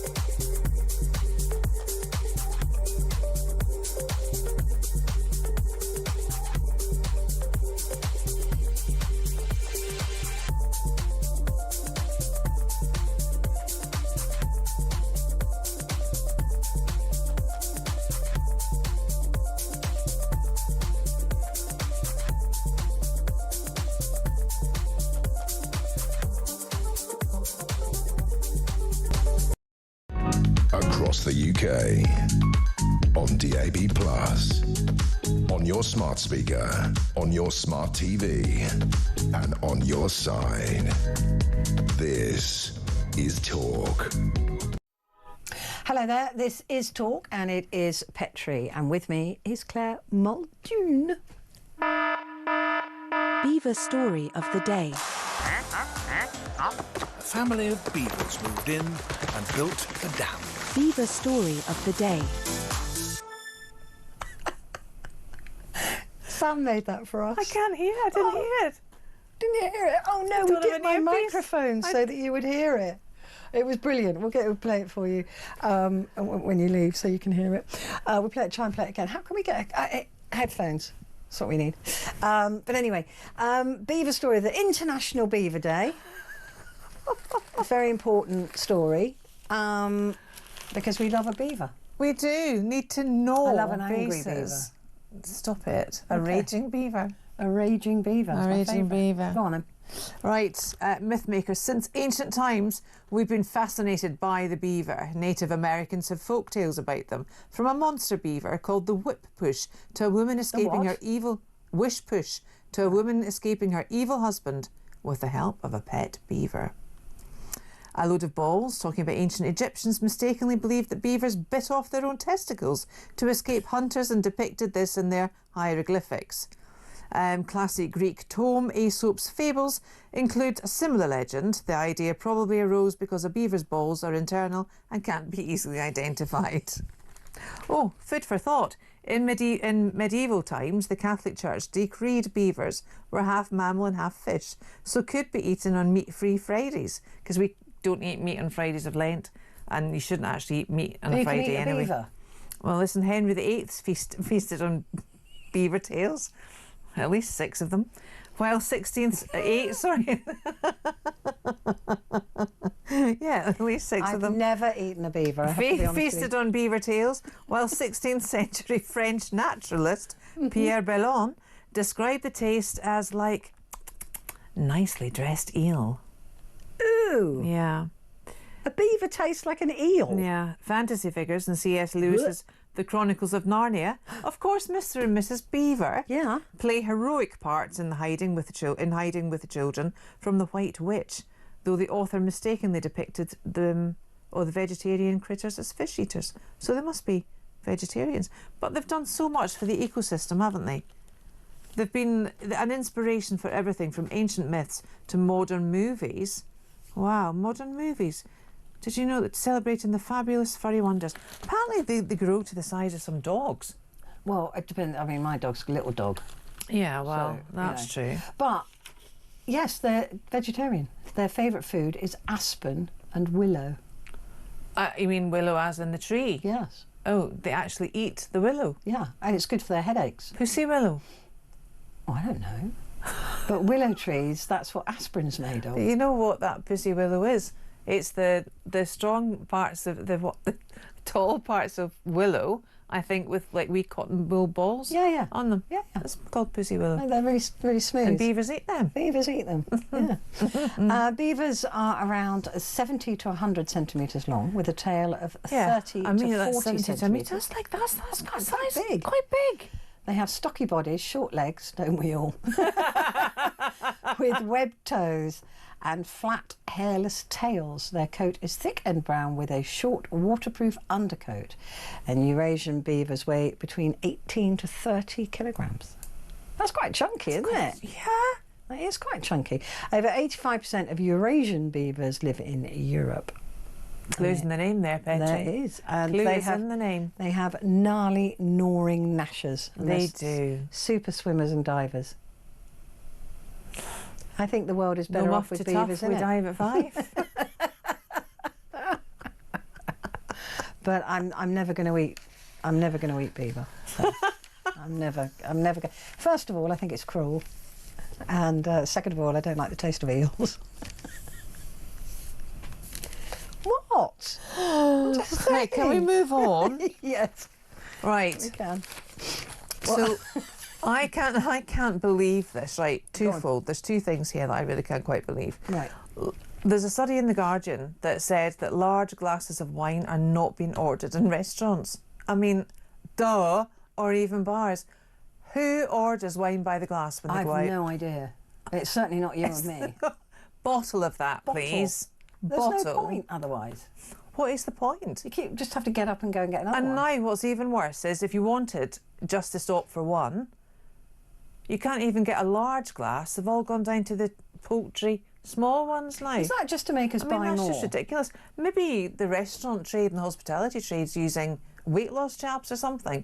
It just seems incredible to me that people aren't just ordering. They can't have what they want. Yes. Yeah.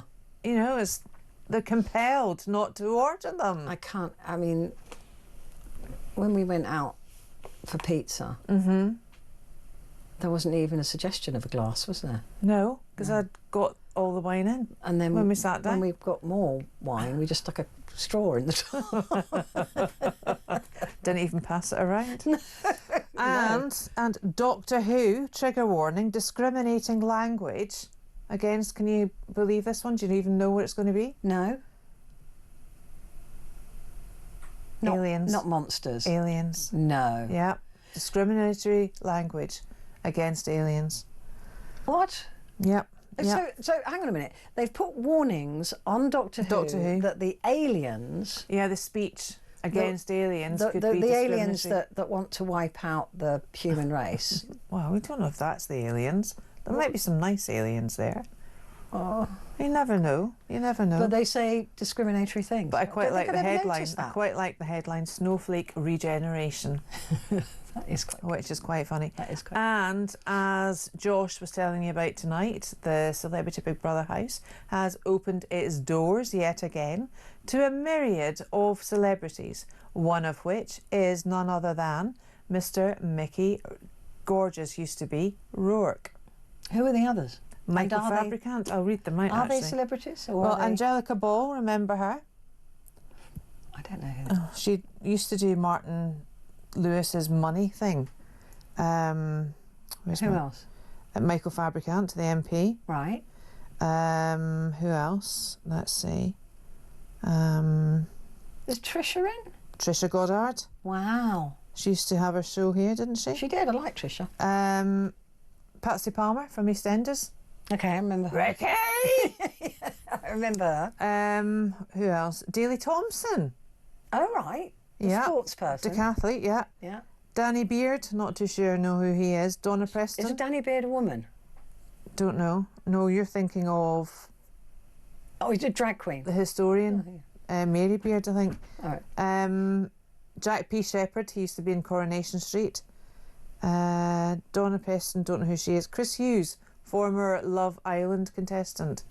Means nothing. Jojo Siwa. And Chesney Hawkes. Ches? You are the one and only. And that was his one and Boom, only boom. hit, wasn't it? Yeah, that was it. So it's going to be quite a good show, I think. Do you watch it? Oh, I haven't watched it for years. I used to do the panel with Rylan. Oh, did you? Yeah, I did for quite a good few years, and that was always You're not fun. doing it anymore? No, well, they stopped doing Big Brother. They've only recently brought it back. Oh, right. So that was Big Brother's And bit on the side, wasn't it? Yeah, when it was on Channel 5. Oh. And then it moved, obviously ITV now have it. And they've got 2 new presenters for it. Isn't it a bit of a... I think it's a bit of a dead horse, but Yeah. what is fantastic reality TV at the moment is Married at First Sight Australia. Is that good? Oh, my goodness me, you sit there and you just go, what? What? I did watch What? one series of Married at Oh no, First this Australian Sight. one I think is it was just the American. fabulous. I think it was There's the just no American one. filter. Yeah. And the benchmark of mental health to get in there is so low. So low. I think they've got... Where's that on? I think quite a few of them have got tattoos only to remember their own name. Is it that bad? It's that bad. And, you know, but it's edited so well. Really is edited so well. Is that when they get to go to marriage guidance and things like that? Well, I couldn't even tell you the way they properly frame it. It's not really marriage guidance. It's about throwing them into the den of lions, into the pit, and letting them all sort themselves out. It's quite gladiatorial in essence. It's like Jeremy Kyle on speed. That's what it's like. I can't. I know. I can't commit. I have a commitment issue, and I can't. Well, commit that's why you didn't want a husband. Yeah, that's why I don't want a husband. Yeah. And I don't. So it's just news for me because that's easy because that changes every day. Does Well, it? Well, apart from today. Does it really? And have you seen this story that was in the papers? That we're being told to put together survival kits now. And the survival kit includes bottled water, enough for each person for 3 days, and tin food. I don't know why it has to be tin food if it's 3 days. Most stuff was fresh, isn't it, for 3 days? And a Swiss Army knife. Oh, and a wind-up radio. Are you prepared?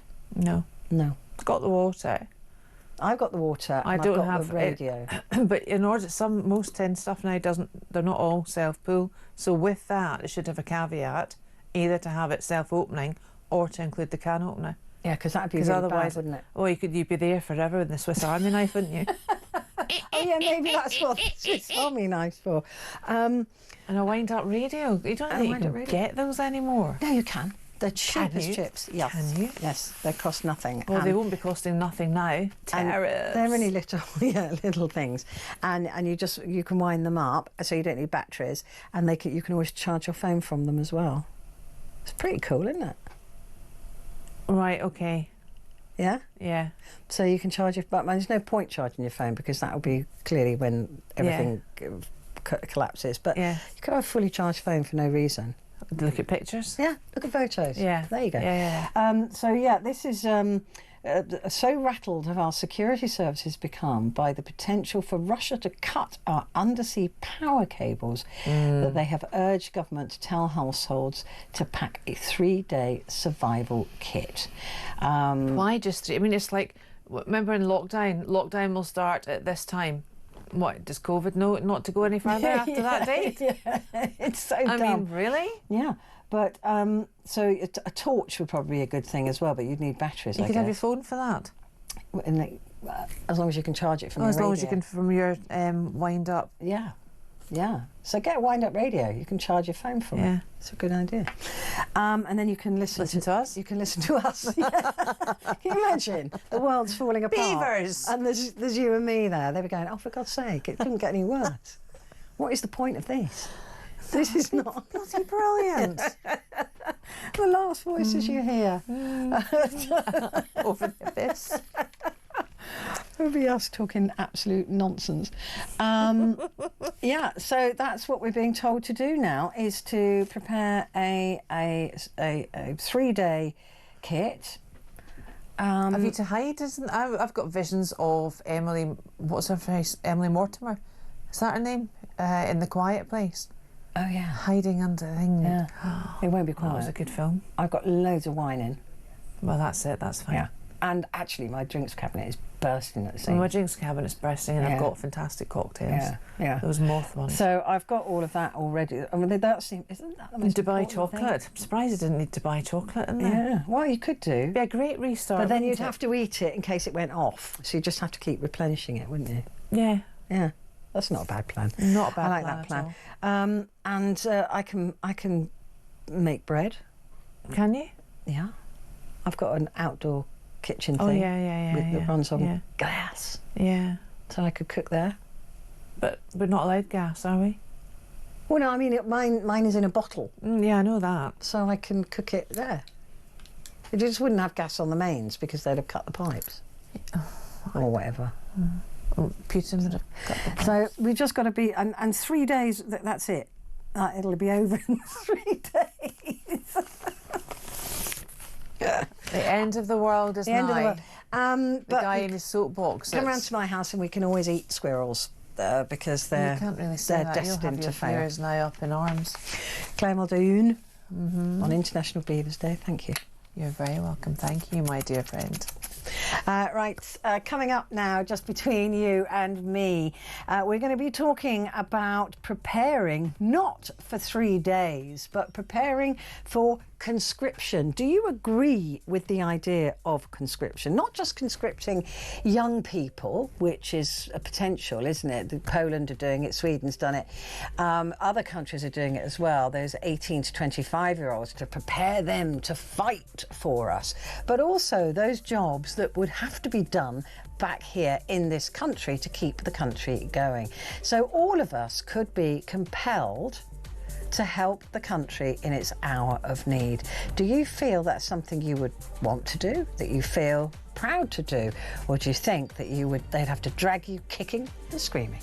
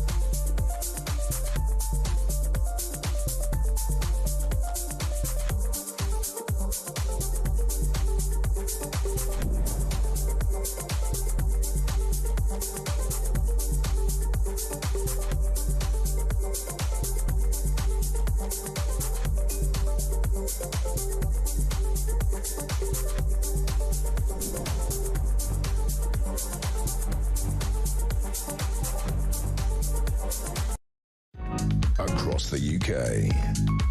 On DAB+, on your smart speaker, on your smart TV, and on your side. This is Talk.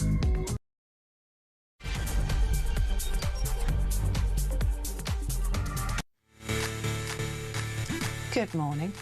It is Petrie here with you for the next hour, and this is your hour. As you know, this is the only hour that is dedicated to your voices across the network. So make sure that you give me a call.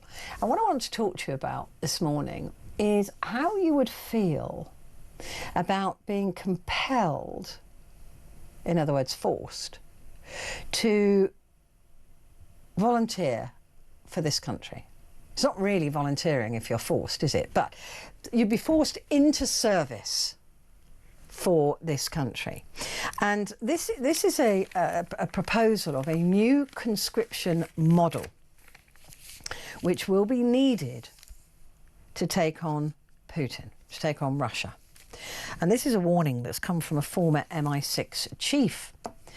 So Alex Younger said the government could require powers to compel Britons to give their service one way or another.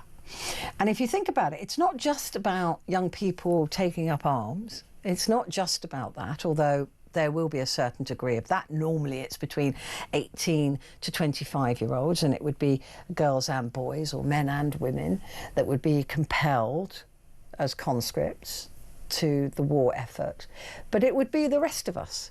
Because if you think about the last war that happened, the Second World War, the last biggie, of course there were many jobs that had to be done in this country while the war was being waged just across the water.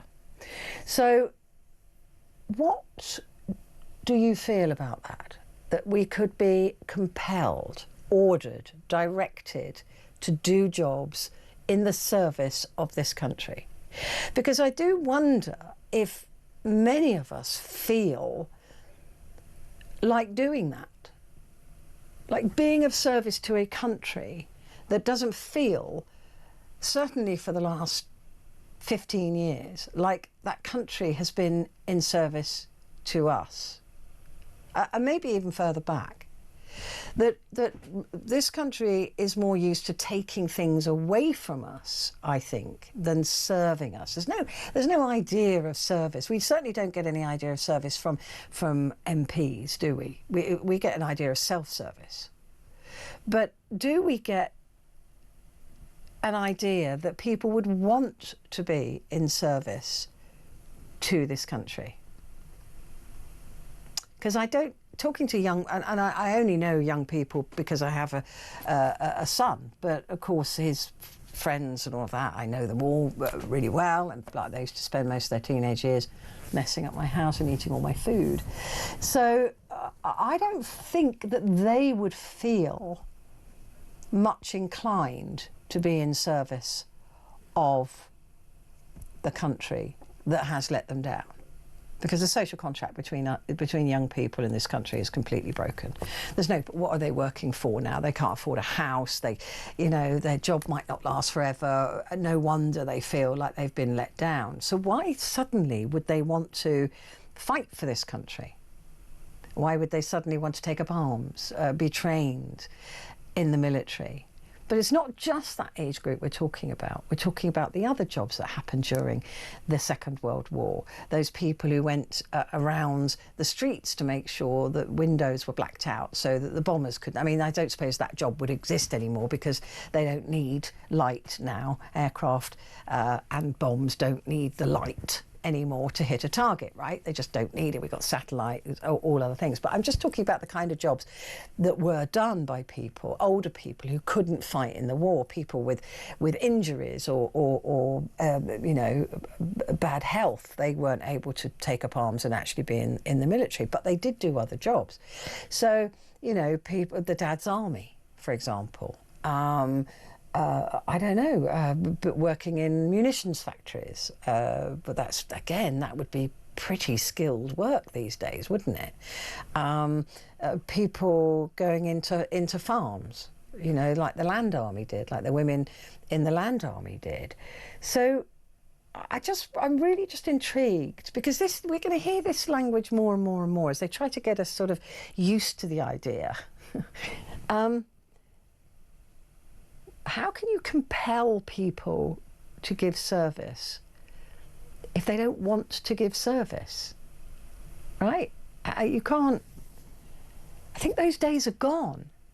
And I wonder if this Sir Alex Younger is sort of harking back to a day where young boys would lie about their age so they could go and fight for their country. I don't see that happening in this modern world. And I'm not sure how many of us older people would feel inclined to be compelled to give service to this country. I mean, I feel that the tax that I pay is giving service to this country. Lord knows what they do with the money, waste it mostly, but that's sort of the point, that we give them money so they serve us, right? So I'm just interested. Let me know what you think. Whether, you know, like Claire Muldoon was saying, no, she's patriotic, the implication being there that I'm not, which I am, but that she's patriotic and she would feel good about giving service to this country. Would you? 0344 499 1000. That's the number you need to speak to me. And if you just want to send a message, you text the word talk and your message to 87222. Right, let's go to the phones. And Kevin is in Hull. Hello, Kevin. Good evening, Petrie. Good evening, Kevin. How are you? Well, unfortunately, I'm on holiday this week, and I'm in bed. They've rung me to do an emergency shift tomorrow. Oh, no.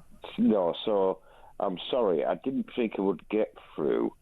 Oh. And I've gone to bed. That's all right. If you don't mind talking to me from bed, that's fine. Yeah, that's fine. But you're on holiday and they're making you go into work?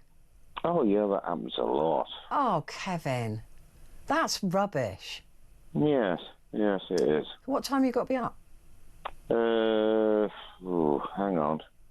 I've got an electric bike. I've got to go 5.5 miles. About 7:30, maybe 8 o'clock tops. Oh gosh. All right. Yeah, that's pants. That's mean of them to do that to you on your week off. I hope they're paying you double bubble. No, I'm a minimum wage. Mean. And you can't say no. No, it's a team. It's a team. Oh, I mean, okay. you've been in the army. Well, I've worked with the army. Yeah. Yeah, and you've worked in war-torn countries. Sorry. Mm-hmm. Yeah. So you know, on this thing of it's a subscription. Conscription. Yeah. Yeah. You think it's a good idea? Yeah, I do. I'll probably get cut off, but my thoughts are I'm just a grain of sand in a 7-mile beach. But I feel like we've got all these lovely young men in hotels that have got into the country. Mm.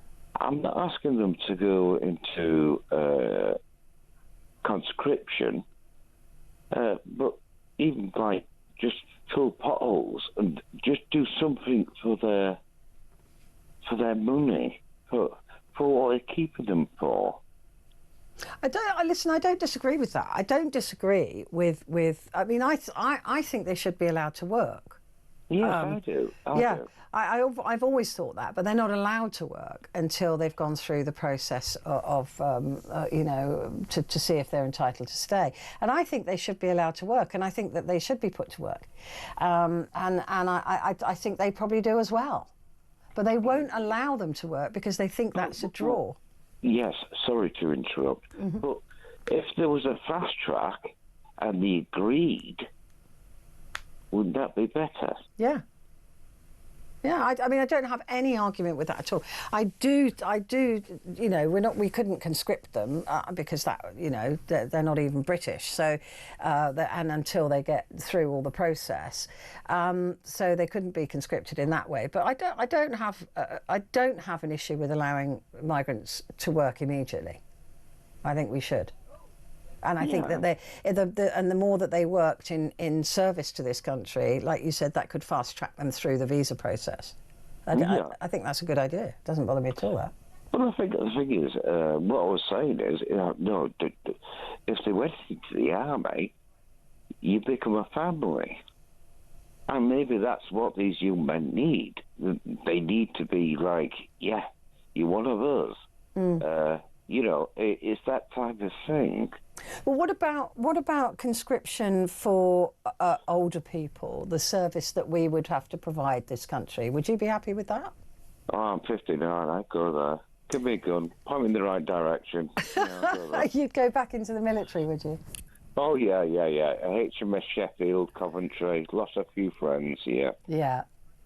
What about if it wasn't the military they put you in? What other service would you give to this country? And but you'd be happy to give service to the country. You've already given service to this country. Well, yeah, I've been, accident repair mechanic. Yeah, I'd repair the bloody old things and, yeah. And you'd be happy to do that? You'd feel that you'd be proud to do that? I'd be very proud, yeah, because it's like, well, when I get time off, it's like... you know, if how can I describe? If you go and do something that is free, and you've done something good, you come home feeling good. You know, if I took the brakes off an old vehicle, or did the filters of a two-stroke tank, you know. That is now serviceable. That has got a use. Were you in the REME? I'm not telling you anything. You were. No, don't go there. Don't go there. We do not confess. Confess.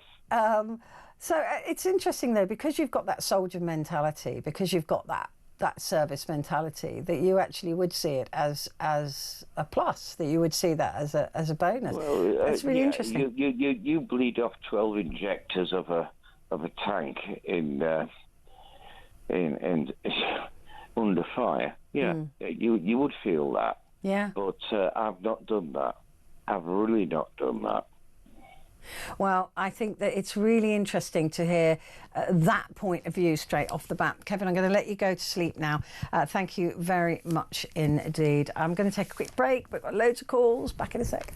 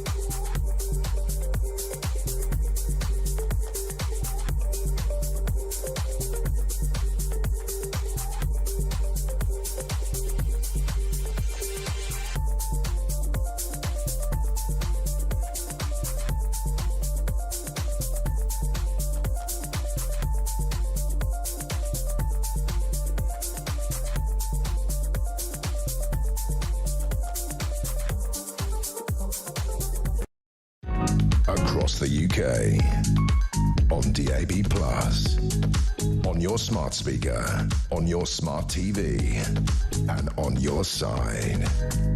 This is Talk. Hello, good morning. This is Talk and it's Petrie with you until 1 o'clock. And we're talking about the idea of a new conscription model where we would be compelled to give service to this country. And it's not just about young people being compelled to give service to this country, it would be us older folk too. So I'm just wondering how you would feel about that. I mean, first of all, if you've got children or grandchildren in the age group that would be likely called up, this is in case of a war with Putin.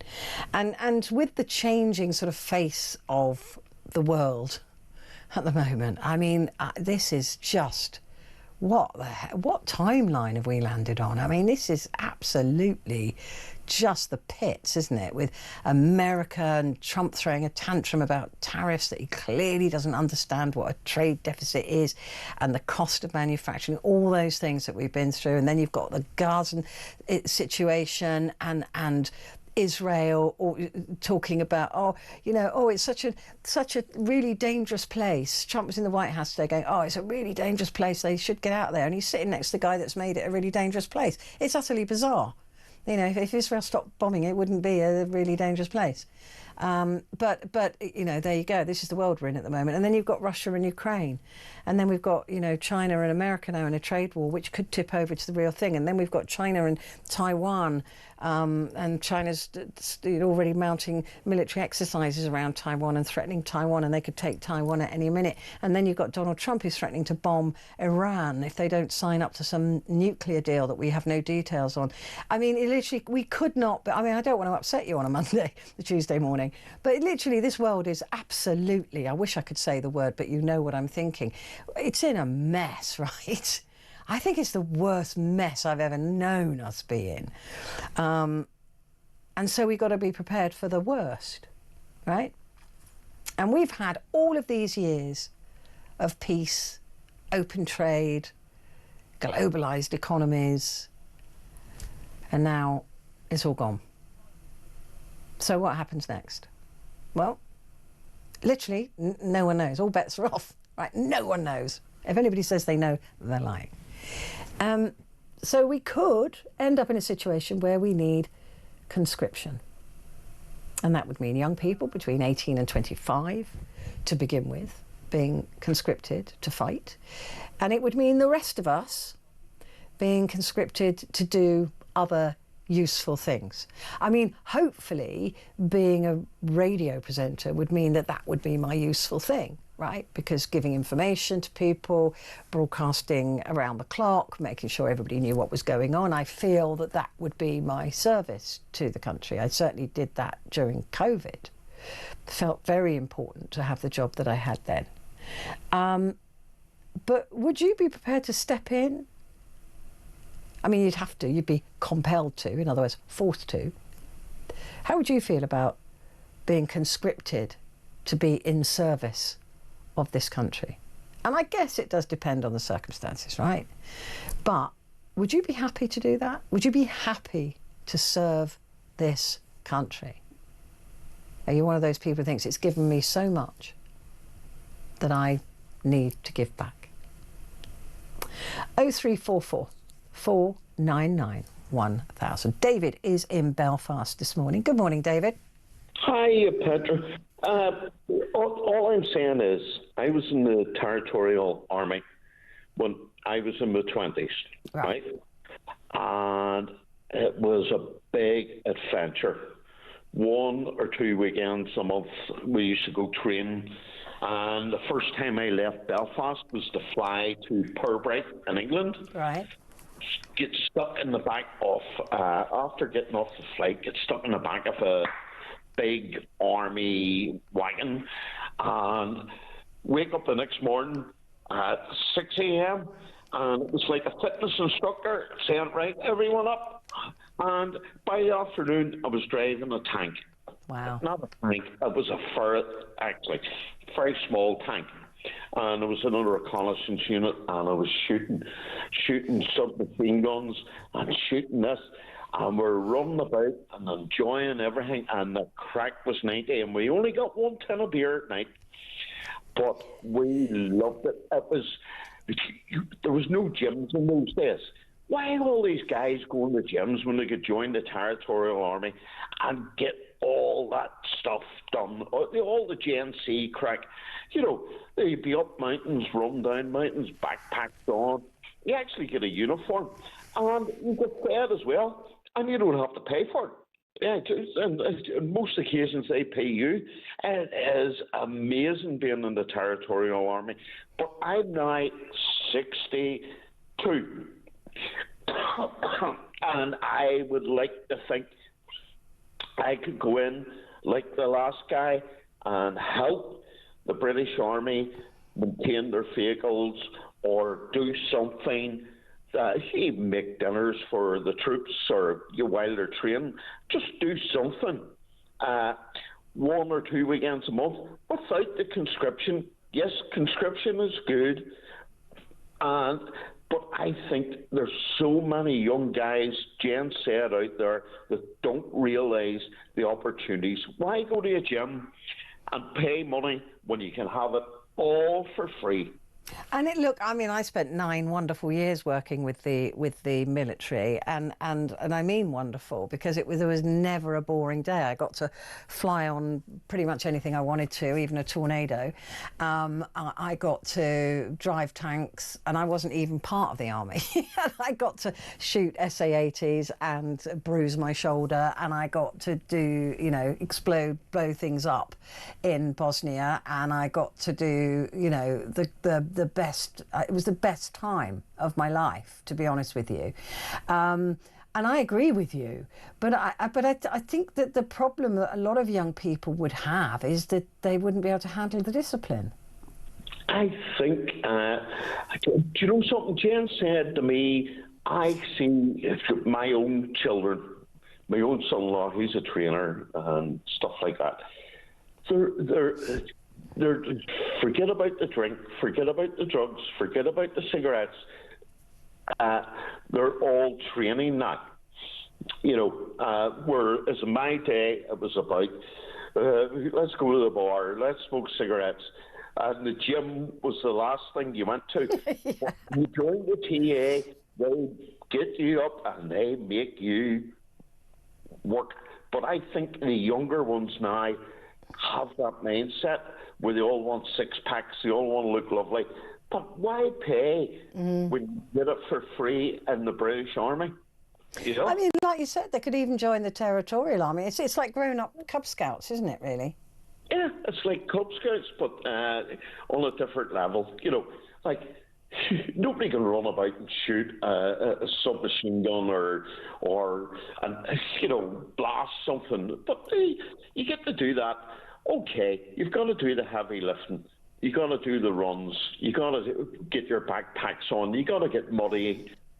It's like, why would you pay for an adventure weekend when you're going to get paid for it? You're going to get your food. You're going to get a uniform. You're going to have everything. Really?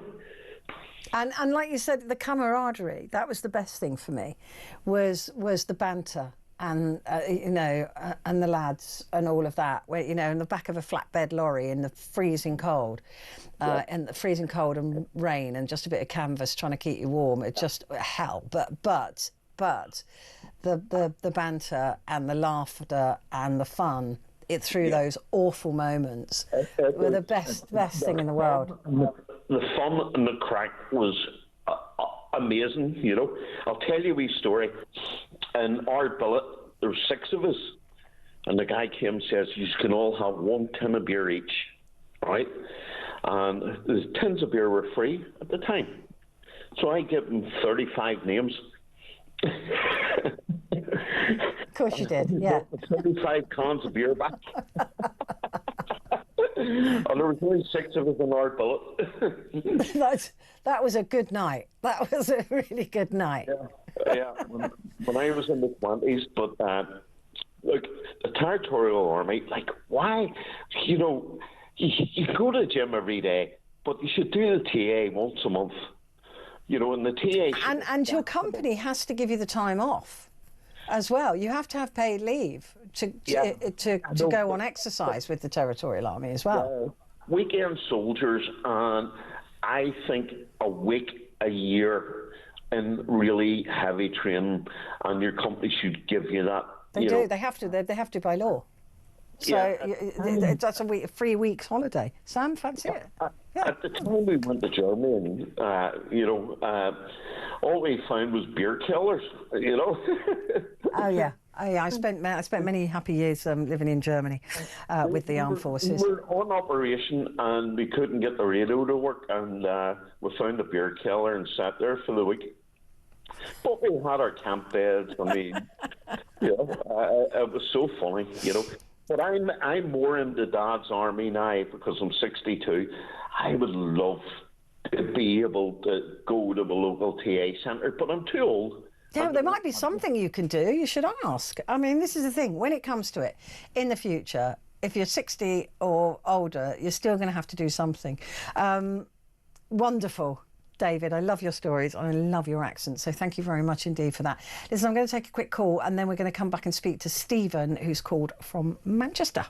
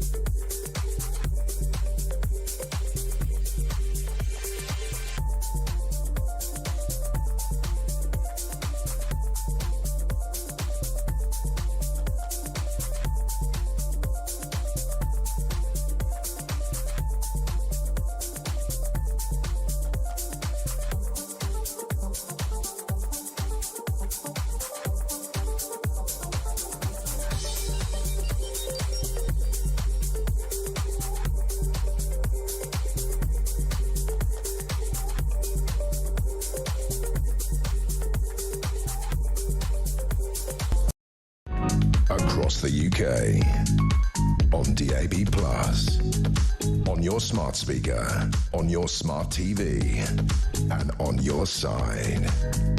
This is Talk.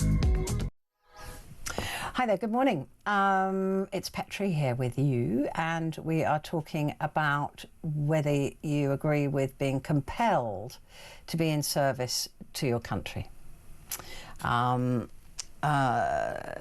Lowry has said, is it Lowry? Yes, conscription should be obligatory after 6 months on benefits. Ooh, or any kind of benefits. Because there will be people, I mean, look, I suppose there'll be lots of people with mental health issues that wouldn't be able to. Simon says, I know this is not fashionable and I suspect it's rare, but even at 60 I would do anything to help this country, despite my perceived opinion that it may not be worth saving anymore. Oh, interesting. Both my grandparents served in the last war, and we would not be here if they hadn't stood up and been counted. And that's from Simon in Windsor. I mean, it's probably not fashionable, but yeah, I mean, you make a very good point. And there is that point, isn't there, that people did die for this country and we wouldn't be here if it wasn't for them. But I wonder if many people will feel like that, Simon. I doubt it. I don't know. Let's talk to Stephen now in Manchester. Good morning, Stephen. Hello, how are you? Hello, I'm good. How are you? I just had a great night talking to an 87-year-old bloke called George, who's my neighbour. Oh, nice. Yeah, honestly, he's wonderful. And he did national service, I guess. He missed the war, obviously, but he did national service. He said, look, it kind of made me. So, and we just had a bit of a chat before, obviously, you were talking about this tonight. How funny. What a coincidence. I know. Wonderful guy as well. So, what was his? What did he recount for national service? So, kind of said it kind of made him the man he was, and he's quite outspoken. He's a wonderful guy, and I'm 56. He's 88, I think he is. Wow. And we just had this great chat tonight, and we were talking about this when he did his national service in the 60s, I think it was, and I was just kind of thinking what you're talking about now. It's sort of bears really, because I kind of listened to a guy that did it, and that is an amazing. Made me a man. Yeah, that is an amazing coincidence. But Stephen, how would you feel if you, because this kind of conscription isn't just about young men and women, being trained, given guns and sent to the front line. This is about what giving service. Perhaps you and I would have to give service, right? Would you? I'd fight for my country, Petrie. You would? Definitely. Yeah, I would. I tell you, I'm not like being big and hard and stuff like that, but I kind of have a belief that we are a great nation. We probably don't see that at the moment, but of course I would. Who wouldn't? I mean, I think if the fight came to our shores, then I think a lot of people... Can you imagine Russians and Chinese trying to invade us, stuff like that? What are you going to do? You're going to stay in Manchester? I don't think so. No. So I agree.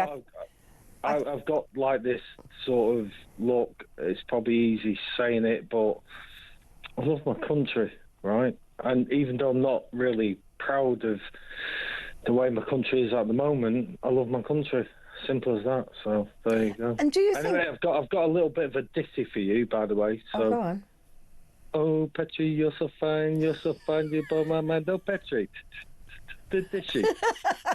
Oh, the dishy, we added that. Well done. When are you getting on with Claire Purcell? Because I love Claire. When you two are together, she's going daytime, isn't she? So. Who? Claire Muldoon? Claire Muldoon, that's it, not Purcell. Yeah. Purcell's the other woman, isn't it? And listen, Muldoon is brilliant. I love it when you two are bouncing off each other. We're very naughty. She's going to get me sacked. She's going to get me sacked one day. That one day we're going to go too far. She's so cool. Yeah, she is. Would you fight for your country, Petrie? Yes. I kind of think I would as well. So yeah, I would, and I think my fighting for the country would be on the microphone, right? I think that would be my best service to this country, and I certainly went through that with COVID. I took that very seriously. That there were a lot of people who were very isolated, and do you think all the rubbish in the world started since COVID? It's like the world's gone mad. The world has gone mad. It really has. I mean, I just think with something, we shifted the timeline somehow. Yeah. This is not where any of us are meant to be. Could I also say something as well? Mm-hmm. Me and you talked before, like once before, and my brother David, who there's no easy way of saying this, committed suicide, and I talked to you. I remember that. You had a candle by your bed.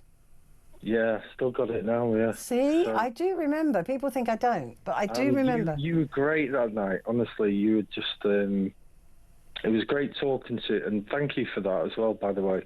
And I'm so glad that you're still on talk as well, by the way. Oh, bless you. Oh, listen, I honestly, I remember you really well, because you were so sweet and so broken. I got a bit emotional, didn't I? Yeah, you were so broken. I remember that conversation. Crying, is there? Nothing wrong at all. Absolutely not. And I remember you talking about the candle. By the way, anyway, so listen, keep up the good work. I'm going to go now. Bless your heart. But listen, you You do a great job, so keep on trucking, yeah? I will do. Thank you. Take care, great lady. All right, then. You take care as well, Stephen. And I love the song as well. I love the ditty. That was excellent bit of work there. Thank you very much indeed. Right, let's talk to Grace now, who's in Ealing. Morning, Grace. Hi. I don't know if it's morning, but a good morning or whatever it is to you. Yeah. It's morning. Right, so Grace, tell me, what do you think? A number of things. I mean, one of my childhood memories was seeing the Twin Towers come down on television and then hearing that we were going to war with Iraq. And I was a child and I didn't really understand what that meant. And I remember worrying, would that mean that my dad has to go and fight? Do all the men have to go and fight if we go to war? In my childish ignorance and not understanding anything. But, since then, I think a lot of the British public have come to the conclusion that going and invading Iraq was maybe not the best thing to do. No. As much as there was clearly extreme evil in those attacks on the Twin Towers, going and fighting was not necessarily the best thing. And now we're all the more suspicious of our politicians' intentions. So I feel like there's a shift as compared to the times of the World Wars, whereby a lot of us aren't really sure that our politicians are always doing the most sensible thing for the good of humanity. And so I think that some people might be unhappy about going and fighting on that basis. And the last caller, hugest condolences to him, by the way, if he's still listening, which he probably isn't, but hugest condolences. He said... I think he said this is a great country, and there have been some marvellous things about our country, but a lot of people of my generation and younger are also conscious that some pretty awful things have happened because of some people from this country, and there's quite a bit of conflict and turmoil in the world, including, somewhere people are really, really suffering, such as in parts of Africa, for example, which is ultimately linked to what some people from our country did in the past. And so some of us don't feel that our country is necessarily always a force for good in the world. That doesn't mean that we ourselves are personally responsible. I'm not saying that we're evil because we're born British, but I think that we don't necessarily think of things as being as black and white in terms of good and evil as you might need people to do if you wanted to get them to all come up and fight. So that's something that occurs. Listen, I hear you, and I do agree with you. And I think that during certainly the First and the Second World War, the world was very different, and there was a very clear enemy, and this enemy was behaving in a very clearly despicable way, and so that's easy when you've got that clear an enemy. And I think that with the whole thing in Iraq, it was America's. It was the only time ever that the Article 5 of NATO was invoked, right? It was triggered, and we went there to defend America, actually. And that's why a lot of people in Britain, 1 million people came out and said, no, this is not our fight, and this isn't the fight that is going to win a war on terror. You can't kill an ideal, right? And we know that now. And without a doubt, it was historically a bad move. It really was a terrible thing to do. So I can see, and we were lied to as well, and we've been lied to over and over again by various governments. So I can totally agree with you, Grace, that there isn't that faith in our government, in our country, doing the right thing. I think it would take a lot for everybody to agree that we needed to defend this island. I'm interested that you mentioned the word faith, because something that came to my mind when I was thinking about the World Wars was that at that time you'd probably find that most of the people who went up to fight would have heard the quote that there is no greater love than this, that a man lays down his life for his friends. And I think that some of the men who were fighting would have felt that if they did die, they thought, they would go and be in heaven with Jesus, and that gave them some kind of strength to carry on, and they knew that it was great to try to do what they could to defend their compatriots. And we've got quite a different societal attitude and metaphysical worldview in this culture now. Instead, we're brought up from a young age to think we should do what we want to do. That's kind of the messaging that's conveyed to us, partly through media, partly through advertising. We're kind of told the right thing is to do what you want and get what you want, and it's quite a different attitude in society from the time in which people went and fought in the world wars. And so I feel like that might have some degree of impact also. I agree. I think that is a very sensible comment to make as well, because I think the world has shifted on its axis and made everybody much more selfish and much less empathetic. And I do believe that, you know, back then, 80 years ago, even further, there was a sense of community. There was a sense of defending your street, if you like, if you want to take it down to that microcosm of a level. And therefore, that would be, you know, defending your town and therefore your city and then your country. And I don't know whether we have that anymore, that sense of community, that sense of even belonging, or that sense of empathy. And I think empathy is just being wiped off the planet at the moment. It does. It feels like that sometimes. There definitely are an awful lot of people doing marvellous things in their communities. Yeah. But it's. I think we've had a bit of a shift in our kind of prevalent worldview. I mean, I know personally that this sounds very silly, but as I've come to try to follow Jesus after I came to conclude that, as mad as it sounds, that there was actually good evidence for that, I found that it's actually made me feel more empathetic. I know that will sound really bonkers, but I felt a change in my mindset whereby I feel more inclined to be empathetic than I was previously, and so for me that's had an impact, and I think that for some other people that can have an impact. But that's not to say, obviously, at all that, you know, atheists and also can't be marvellous and empathetic. But I know that for me that had some degry of an impact. And empathy is in short supply, and you've got people like Musk saying that empathy is the greatest weakness of you know, of the world, and I just think he's an absolute idiot for saying that, because empathy is the only thing really in this world that is worth anything, because empathy leads to all sorts of wonderful things. I mean, Musk has Asperger's and I have Asperger's, and we're not good at understanding how other people feel. We don't have the same degree of awareness of what's going on in another person's mind and of their feelings as a person who's not on the autistic spectrum would have, Asperger's being a version of autism.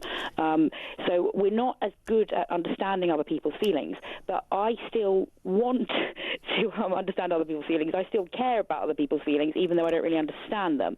Musk seems to have decided that he doesn't understand and he doesn't care either. And then makes stupid comments and throws Roman salutes or something very similar. It's interesting. Empathy, I think I developed my very strong sense of empathy, and I do have a very strong sense of empathy when I was a war reporter. I think that sort of really changed my view on suffering and people and understanding what other people are going through, or trying to understand what other people are going through. But Grace, I think you make brilliant points. Well done. Thank you very much indeed. I'm going to take a very quick break. We'll come back there and talk to Charles, who's in Ipswich.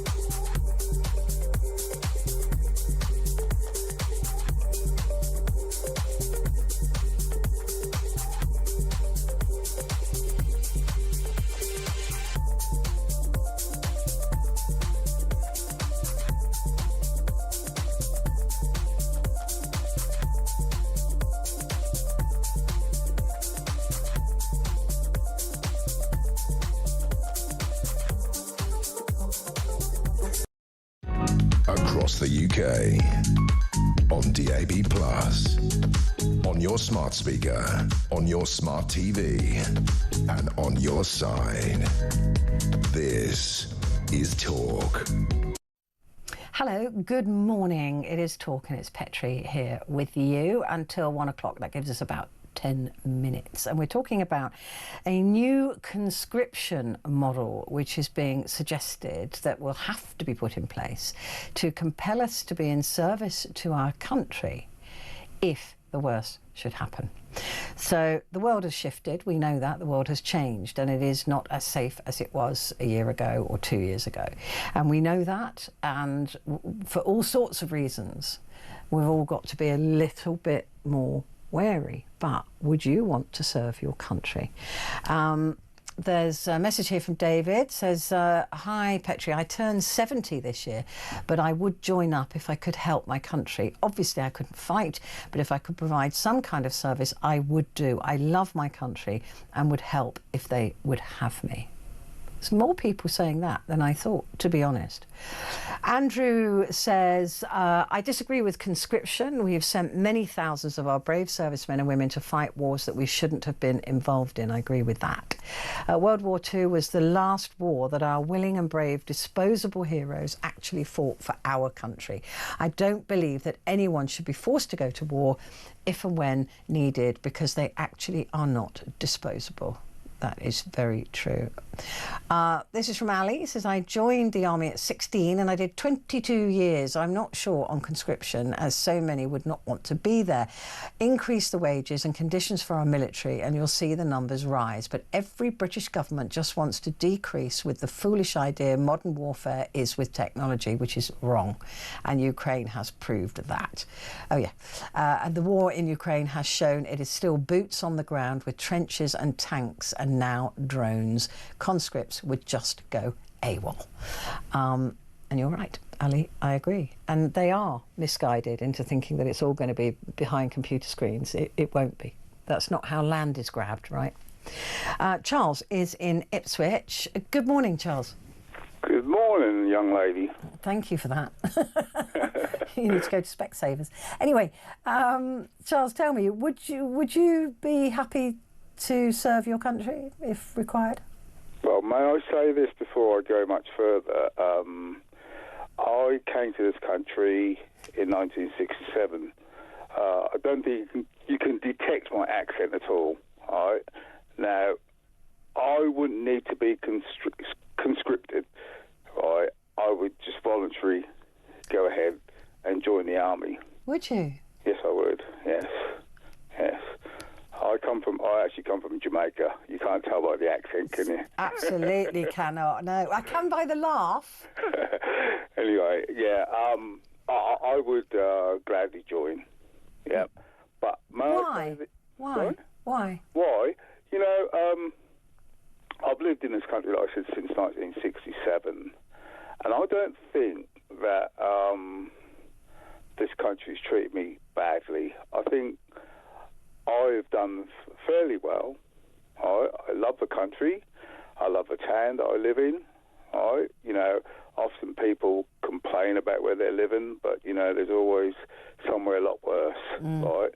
I love Ipswich. I love Britain. Okay, and I've got on very well living here. Now, like I say, I would put my life on the line for the country. Right now, would these MPs and people in power, would they be happy to put their lives down and their growing children's lives down? I suspect not. Yeah, there you go. So I suspect not. Is not a good idea, is it? You know, if they're not prepared to step up, okay, why would they expect anyone else to do so? Well, what they would do, of course, is what's happened before and say, you know, everybody from the age of 18 to 25 who isn't going to university would go into the military, or you know, and then when they leave university, they could then be in the officer classes, if you like, in, you know, and I suspect there'd be a way around it. because the rich people have always found a way around it. I mean, Donald Trump dodged the draft twice, with Vietnam. So there's always a way that rich people can dodge a draft, if you like. It's always been the way, hasn't it? It's the poor people and the middle class people who've always been cannon fodder. Always. Always. Well, I'll take the first bullet. Would you?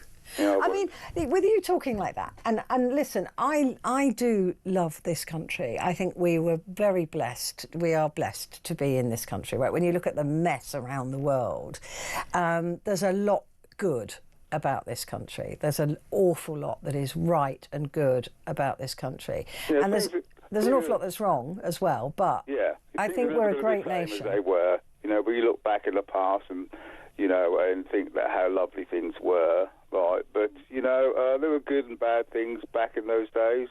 Nowadays, I feel that I'm very comfortable, but I'm uncomfortable with what's happening around the world, right? But thankfully, I've managed to live over 6 decades, and I've had a reasonably good life. We've had the best of it, right? Yes. Definitely. I mean, anybody who is under the age of 80 really has had the best of it. We've all had the peace, we've had the growth, we've had the economy, we've had everything that in our favour. And but I don't know about you, Charles, but does it smell like it's changing? It's definitely changing. It's definitely changing for the worse. Yeah. Right, and unfortunately, we can feel it in our bones, right? This is not something. Yes. Yeah. And I hope things don't take a turn for the worse. Not whilst I'm here, please. But we need you here if it does, because you're the first one in there. Like I say, I would definitely take the first bullet. And even at my age, I would step forward to do whatever I need to do. Oh, you're a lovely man. I love you, Charles, a little bit. You're great. Thank you. And I'll be hiding right. I'd like to say thank you to. I'll be hiding right behind you. For giving me what I've got. Okay, and I appreciate that. Well, listen, I'll be standing right behind you when that bullet comes. It may go right through me. It may do. It may do. Charles, you're wonderful. Thank you for calling. Please call again, won't you? Please call again. You're joyful. Andrew has now called from South Wales, Bore da. Oh, Bore da, Petra. How are you? I'm good. How are you? Oh, it's lovely to speak to you. I've been watching the show since, I can't remember. I've been around a long time. Well, I didn't want to say that. And it's lovely to see you as well. Sorry, I was just saying, I was sort of, I'm 60. I was obviously 59 last year, and I just turned 60 now. Right. So my mother and father, they were quite old having me, so they were in their 40s. So I was sort of brought up on all wartime stuff, Second World War stuff. I love all the music and and everything else, because you follow your parents' music. Of course, yeah. So they were 40 years old when they had you. So we are talking of a spread of 100. Blimey. Yeah. Oh, yeah. My dad was he was strafed by the Japanese coming out of Singapore. He was in the Navy. Wow. And he was sunk in the Mediterranean by the Germans. He's a bit like Uncle Albert. And he came back. He bounced back. Oh, well, obviously, I'm number 7. They didn't have any kids at that time. Wow. My mum always said she only fancied him because of the uniform. I like the sound of her as well. So, So I was sort of brought up on that sort of wartime stories and things like that. But things have changed so much now. I don't think. I would join. Obviously, now I'd have to be in the dad's army, I suppose. But I would do what I had to do, particularly for younger people and stuff. But I just don't feel like there's anything. Like in them days there was like the Nazis and the Japanese and all that. It just doesn't seem like that now, does it? Do you think? I don't know. I think in order to galvanise people, there has to be a genuine enemy. And I think the war in Afghanistan and the war in Iraq, where we were sending our soldiers to, that wasn't our war. That was America's war, and we joined them. So I think we didn't believe in that enemy, if you like. But if it were Russia, who was hell bent to move all the way across Europe, and take. I think we would even be prepared to fight if it was Poland in trouble or any of those countries. I think that we would see a clear enemy, and I think I think as Brits we need to have that. There has to be, there's a clear enemy, clearly what they're doing is wrong, and clearly we need to help people who are in trouble. I think that's who we are. Yeah, I agree with you 100%. I mean, there was nothing stronger during that period than the Nazis, the Germans. Yeah, the evil. We knew there was good and evil to be fought. We had to fight against that evil. They were even more powerful than the Russians, believe it or not. I mean, obviously they invaded Russia. Yeah. Ultimately, they were defeated, but for whatever other reasons. And of course, we stood up there in our little island, and and said, "Bug you," and you're not coming here. And I hope it's the same. And I still have that thing, but there's something these days. There's a feeling in the air that you just don't feel. I don't feel the same sort of patriotism as I sort of used to. I think that is a problem. I think that we are maybe the diversity in the country has meant that some people don't have that attachment to the country, and maybe a lot of people just don't